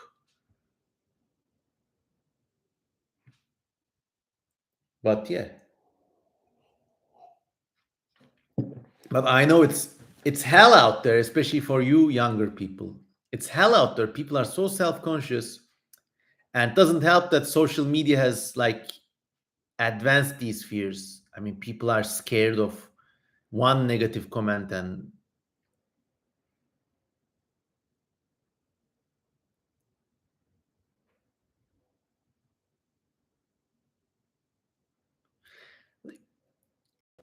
look, I'll also give you another hint. Since most of the people asking these questions seem to be biological males or started life as biological males, you are on your own journey of self-expression and self-discovery. Okay, that's all right. I'll tell you something else. You have to be a kind and nice person, and not kind and nice just for the sake of flirting. If you're walking with a lady friend, don't walk in front of them. Hold doors open for them. You don't have to date them. You don't have to want them. Just do this. If you have financial means and if you see somebody struggling, don't give out a loan. Just give them the money. Forget about it. If you are walking in a town with your friend or a group of, forget a group of friends. If you're walking around the town with one friend, if you notice that they're cold or they're tired or they're hungry, proactively says, hey, you want to get something? Here's my coat. Be a nice and giving person.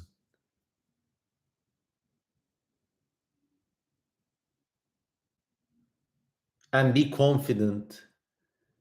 It's easier said than done. I know, I know. These are just like the things I've noticed about myself.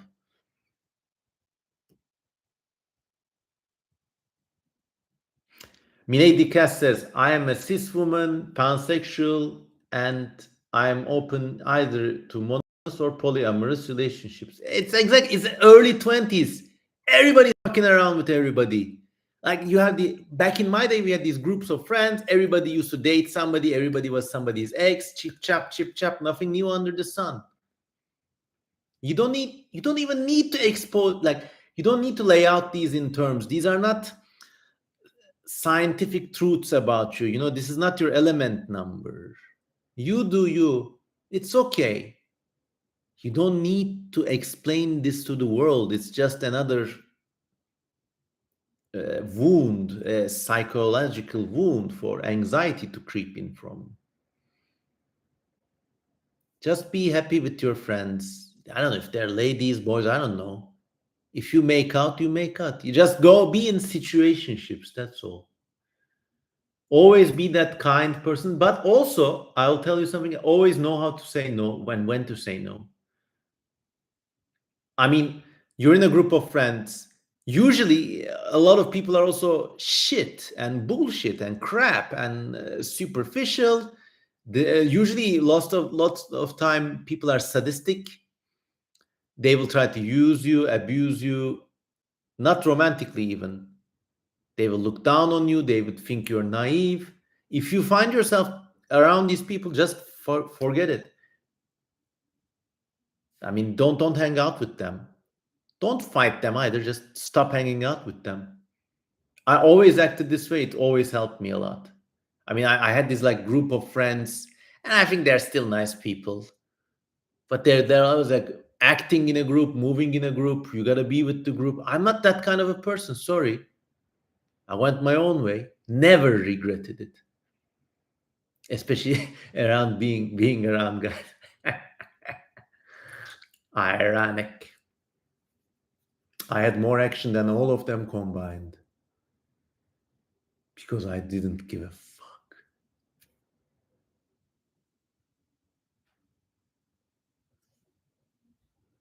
All these guys would band together and they would ask me questions like, what should I wear in order to get rock chicks or whatever?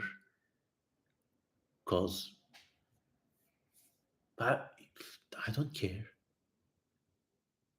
Flowers are blooming in Antarctica again. We are so doomed.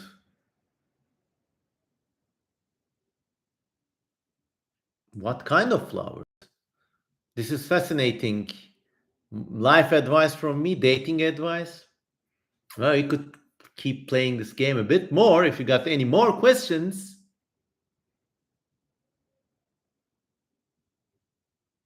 Let me just check messages for a bit.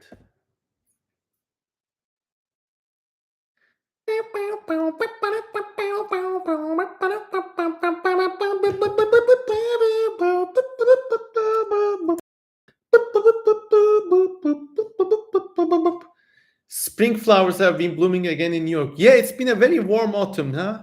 No rain in the dams. It's bad, man. Also, like many of you here are nature enthusiasts or enthusiasts of weird shit, okay? You don't need to impress people by your knowledge of nature. Like, so if you're in a group of people, there's a house party or something. Okay, let's war game this, okay? You're somebody like me. Imagine your friends, most of whom are basic, invite you to a house party. Now, what do you do? There's a person there you want to impress. What do you do? Do you go up to them and say, you know, some ammonites coil in different ways? No, you don't do that. You don't need to. Just look around. What is everybody doing? Where is everybody at? What's the context? What's the situation? Situational awareness. So imagine you're in a party in this kitchen, okay? You don't need to impress people by your knowledge of fossil animals or stuff. That will come later. What can you say? Imagine this. You could say, isn't it strange they don't have any covers on, but they got the hinges on. You could start striking up a conversation. Then you go on according to people's response. Now the wind is howling. You could comment about that. That's what I call situational awareness. Like, where are you with these people? What is everybody doing? What is everybody talking about? Strike a conversation about that.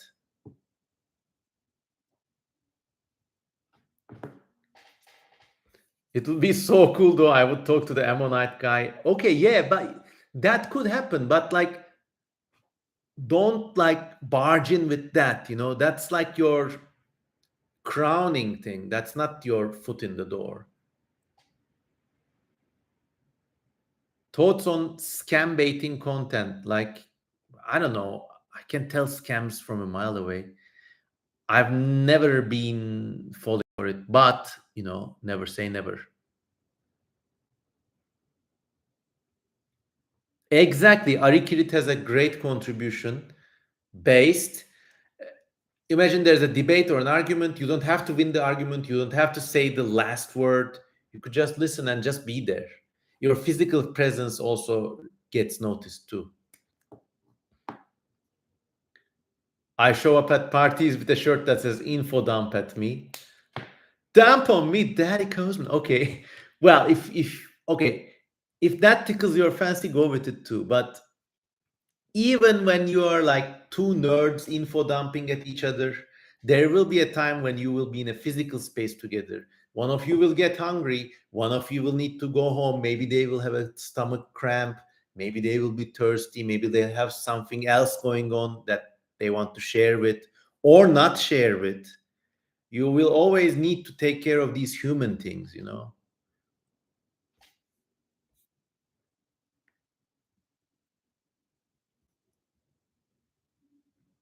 Scam baiting is basically when people troll tech support scammers. Oh yeah, so when you talk back at the scammer, I don't have time for this shit. Sorry. I mean, I would rather have a YouTube stream or draw something. You know, life is too short for that stuff. I love these yapping streams. Okay. Any more questions about life, relationships, and social stuff?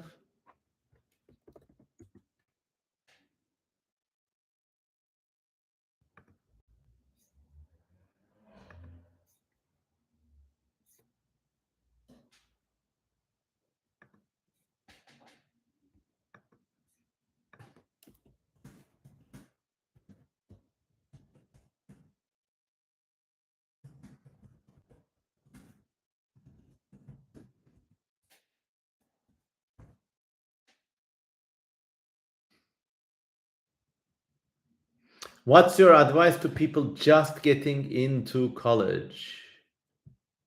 Great advice.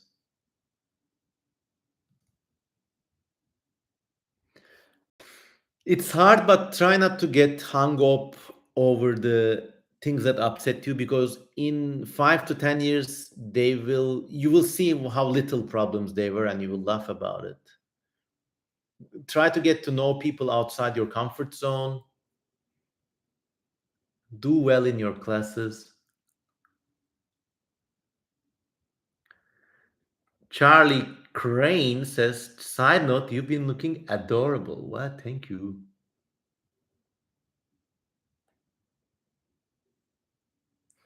What's a national park or wildlife reserve area you would love to go anywhere in the world? Probably the place with the dragon trees in Yemen, Socotra Island, which is now just inaccessible due to war. Have you watched the Bulgarian Treasure Planet movie? No, I haven't. I should look into it.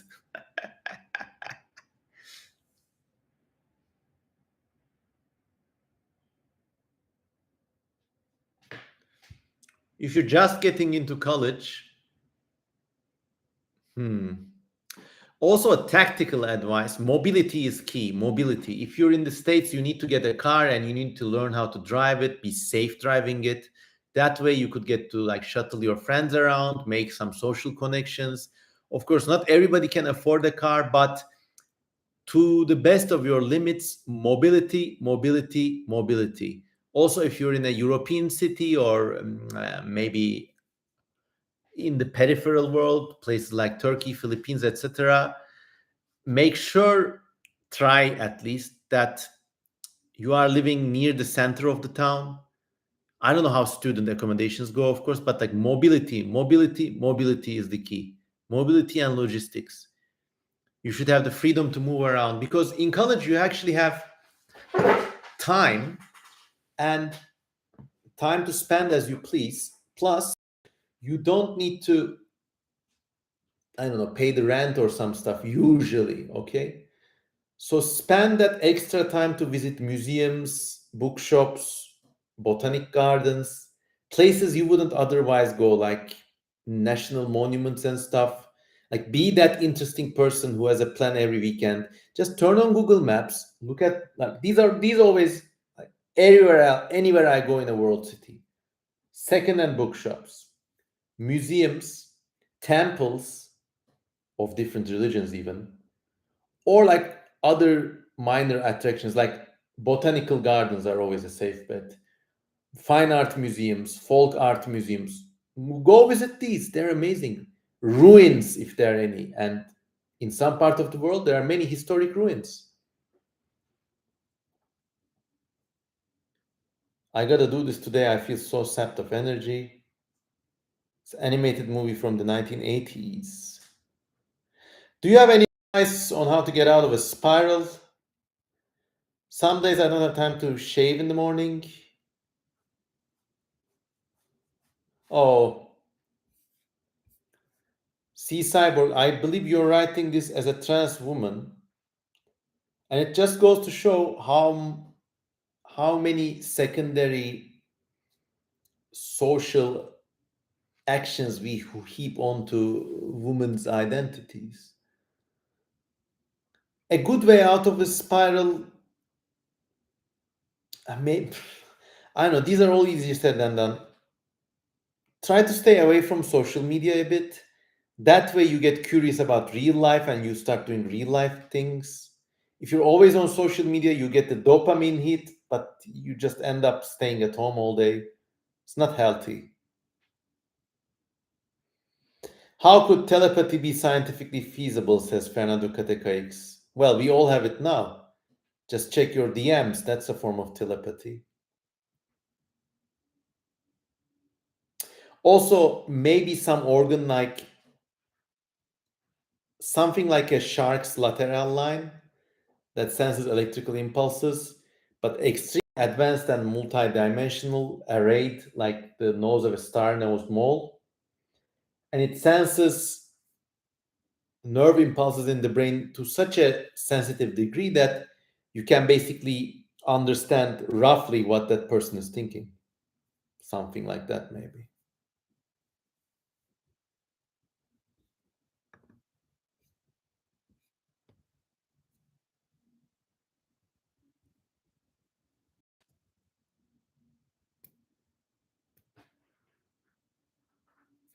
Lorelei Sinai says not being on Twitter frequently helps. Yes. How do I reset my circadian rhythm? Says Fernando Cotecaix. Oh, do this right now, okay? Leave your phone at home. Go to the nearest three-star hotel. Doesn't need to be very fancy. Sleep there. You'll sleep like a baby. It will be worth every penny you spend on the hotel. Go to, I don't know, one of those like travel in lodges, holiday in lodges or stuff. Just sleep there. You'll wake up like a baby. Or go to a friend's house or a relative's house. Like sleep somewhere else for a change. That usually does the trick.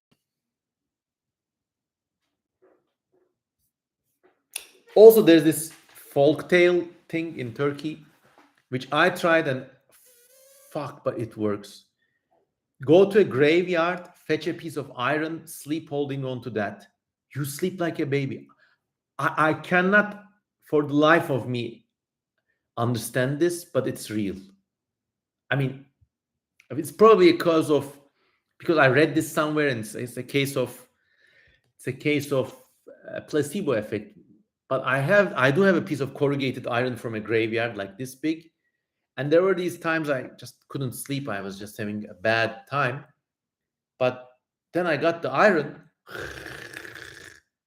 but of course I had to go to the graveyard, pick it up. So that was a mission. So that probably triggered the placebo effect feedback loop in my brain. So, but still, try the graveyard iron.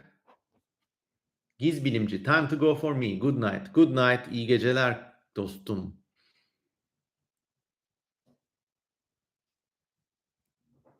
Gavin Tidwell says, how to come up with a topic for an essay. I want to do something about climate change, but I don't think I'll get the word requirement. This is the worst thing. Word limits.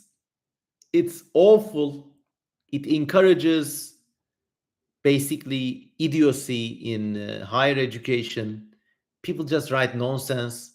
I think a good education for essay writing should focus on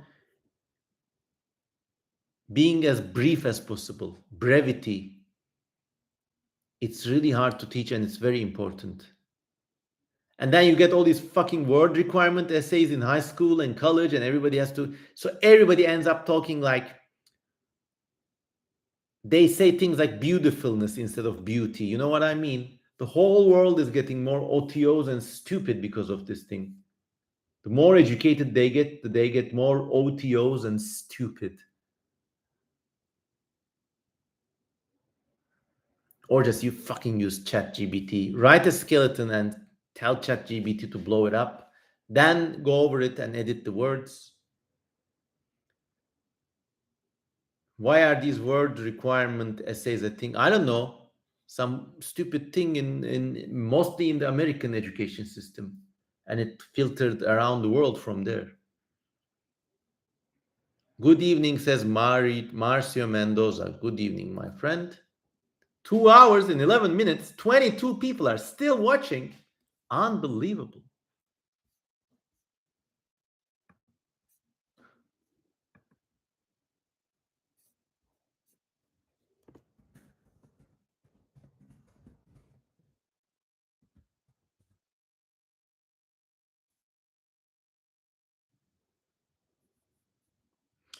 My advice, write bullet points first, then maybe use ChatGPT or your brain, expand every bullet, and you'll have a structure. Don't worry about the word length.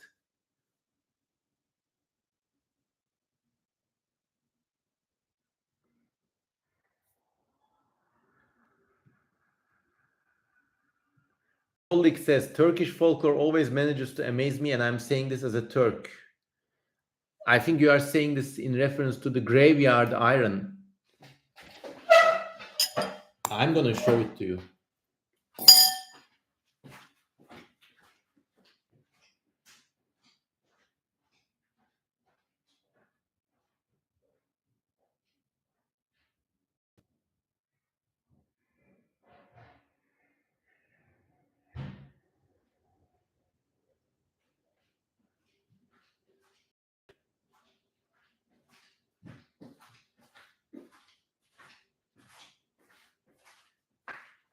Behold my graveyard iron. This was part of a corrugated iron rail that I think is over 100 years old, and it had fallen out. The solder had broken here. It wasn't even solder, it was just like poured lead, and it was just laying on the ground. So I took it, and like, ah, still makes me feel good. Nice thing. Now I'm gonna clutch this and sleep tonight, and I'm sending its energy to you. Hope it gives you the courage to talk to girls, courage to get out of your spirals, and the courage to write those pesky paragraphs. Sleep Machine 9000, yeah. Yeah. Colleague says very cozy kitchen, thank you.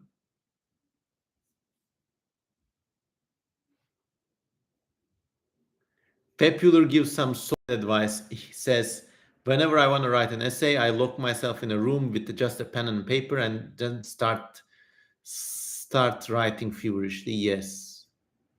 Cheaper than sleeping pills? Yes.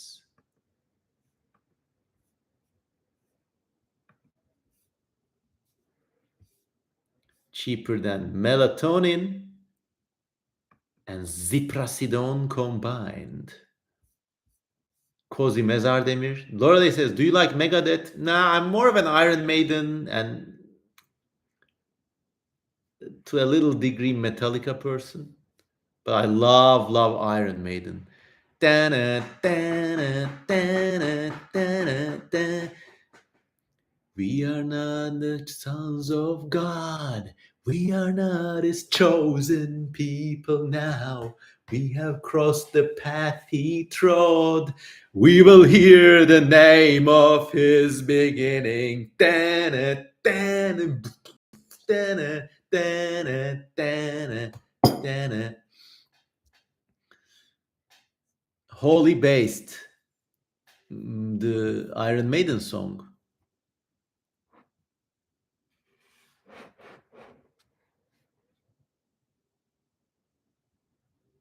One type of spec project I've never seen anyone do is stuff like ecological niches.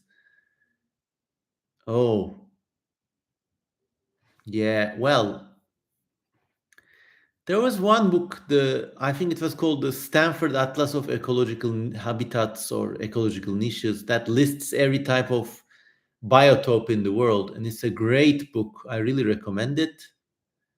So niche design or habitat design, yes, underrated and understudied in the field of speculative evolution.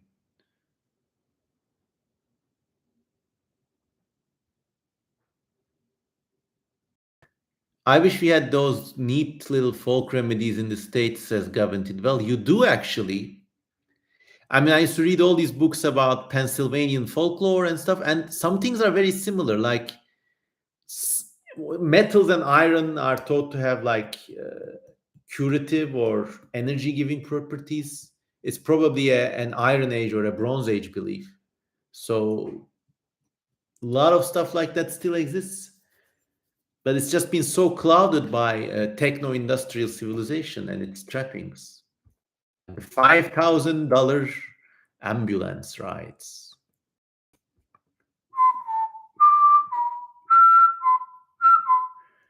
Checking messages. Lord Grunwalder says it was a great stream. Industrial revolution and its consequences. Well, we're all living there now.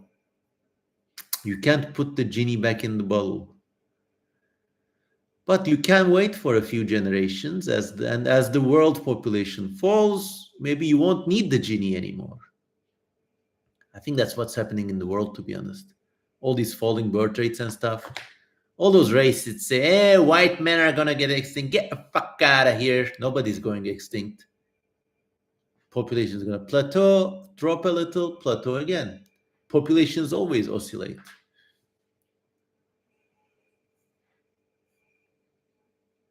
What's your thought on classical elements? Earth, fire, wind, water? Nah, not a big fan. Even though that one film, The Fifth Element, is one of my all-time favorite films ever. I have a very strong urge to shave half of my eyebrows off. No, no, no, no, no. Okay, don't. When I was 19, I was a huge David Bowie fan, okay? I was really into the whole Ziggy Stardust, Aladdin Sane look. And I even made a emergency Aladdin Sane transformation kit. Basically, it had one simple razor and some red face paint in it. And the thing was, if I feel so inspired or so depressed or whatever, I'm going to cut my eyebrows off, paint my eyes red, and become the creature beyond me. But then I kind of started doing this. Half of this eyebrow went away, and it looks so cringe. Don't do it. Don't say Papa Cosman didn't warn you. Lorelei Sinai is trying to bully you into doing it. I say don't do it. What about the Pixar movie Elemental? I hear it's really shit.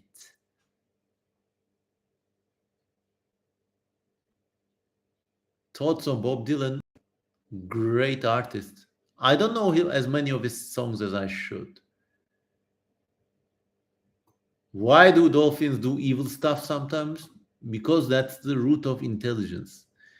In order to have a creative intelligence, a creature must also be slightly sadistic. And that's just the way things go, unfortunately.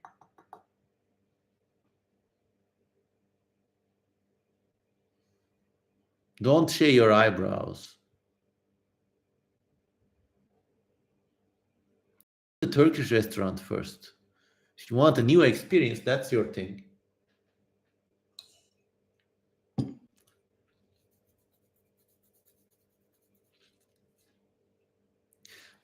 Plus, you told me you were from Bethlehem, Pennsylvania, right? Isn't there a university there? Lehigh University. They're supposed to have a very extensive art gallery and stuff. I mean, go there, go see those things. Don't need to change your face. I'm sure it's nice. Until next stream, says Brooke. Thank you too. Okay, see Cyborg is gonna clean and make cornbread and chili. Okay, have a nice day.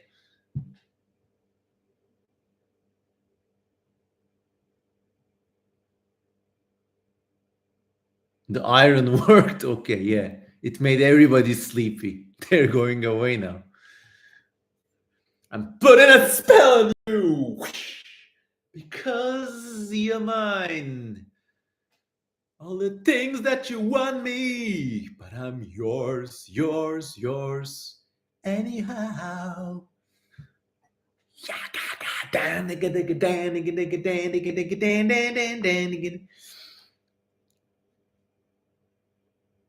Do you think machines could be conscious in the sense that there's something beyond its eyes?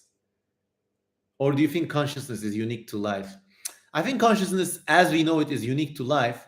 But if you have a machine you've been using for a long time, I don't know, like this oven back there, which is more than 10 years old, you could say it has a soul, it has done things, it has memories. At least you have memories associated with it.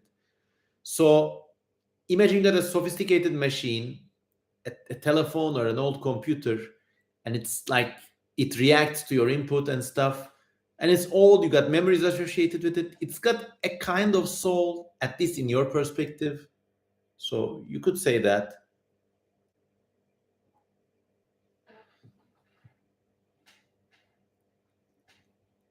How is it that sadism is at the root of intelligence, yet many people are against it, like you and me? Well, sadism actually dovetails with play behavior. Like, imagine all the times as a kid you tried to kill insects or like burn ants with a magnifying glass.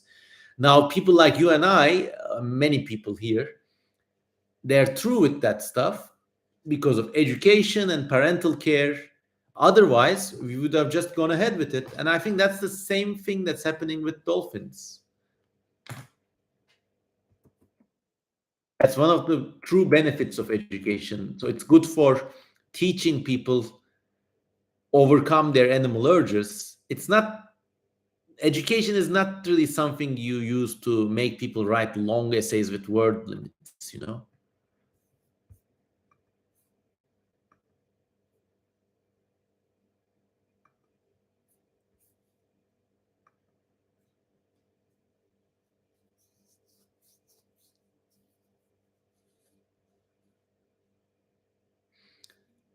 Lorelei Sinan says, I listened to Tusk by Fleetwood Mac. I think it's pretty interesting. Nice. Would Schadenfreude count as sadism? Maybe. I mean, we all get these urges sometimes.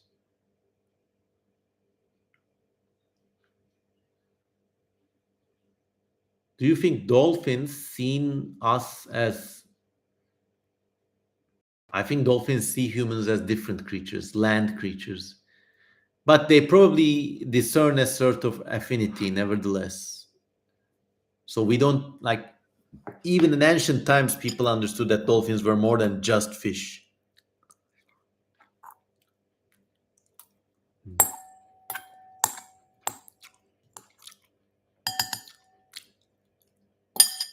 Okay, closing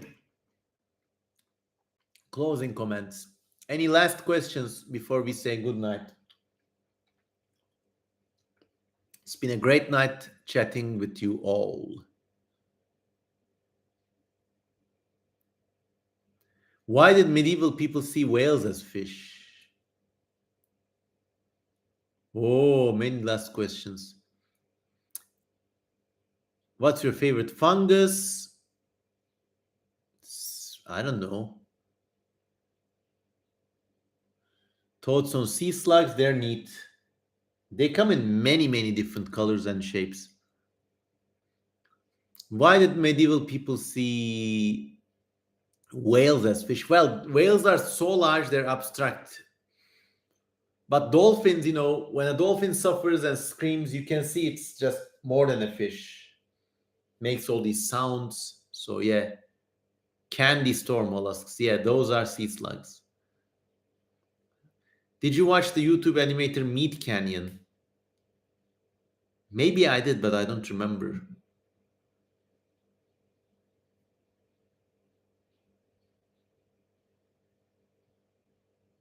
All right, everyone. It's been 2 hours and 25 minutes.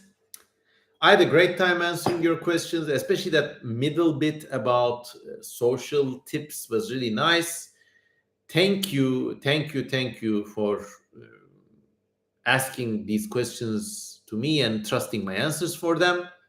Have a nice time. Have a nice night. Have a nice day. Wherever you are in the world, never forget, I love you all and goodbye.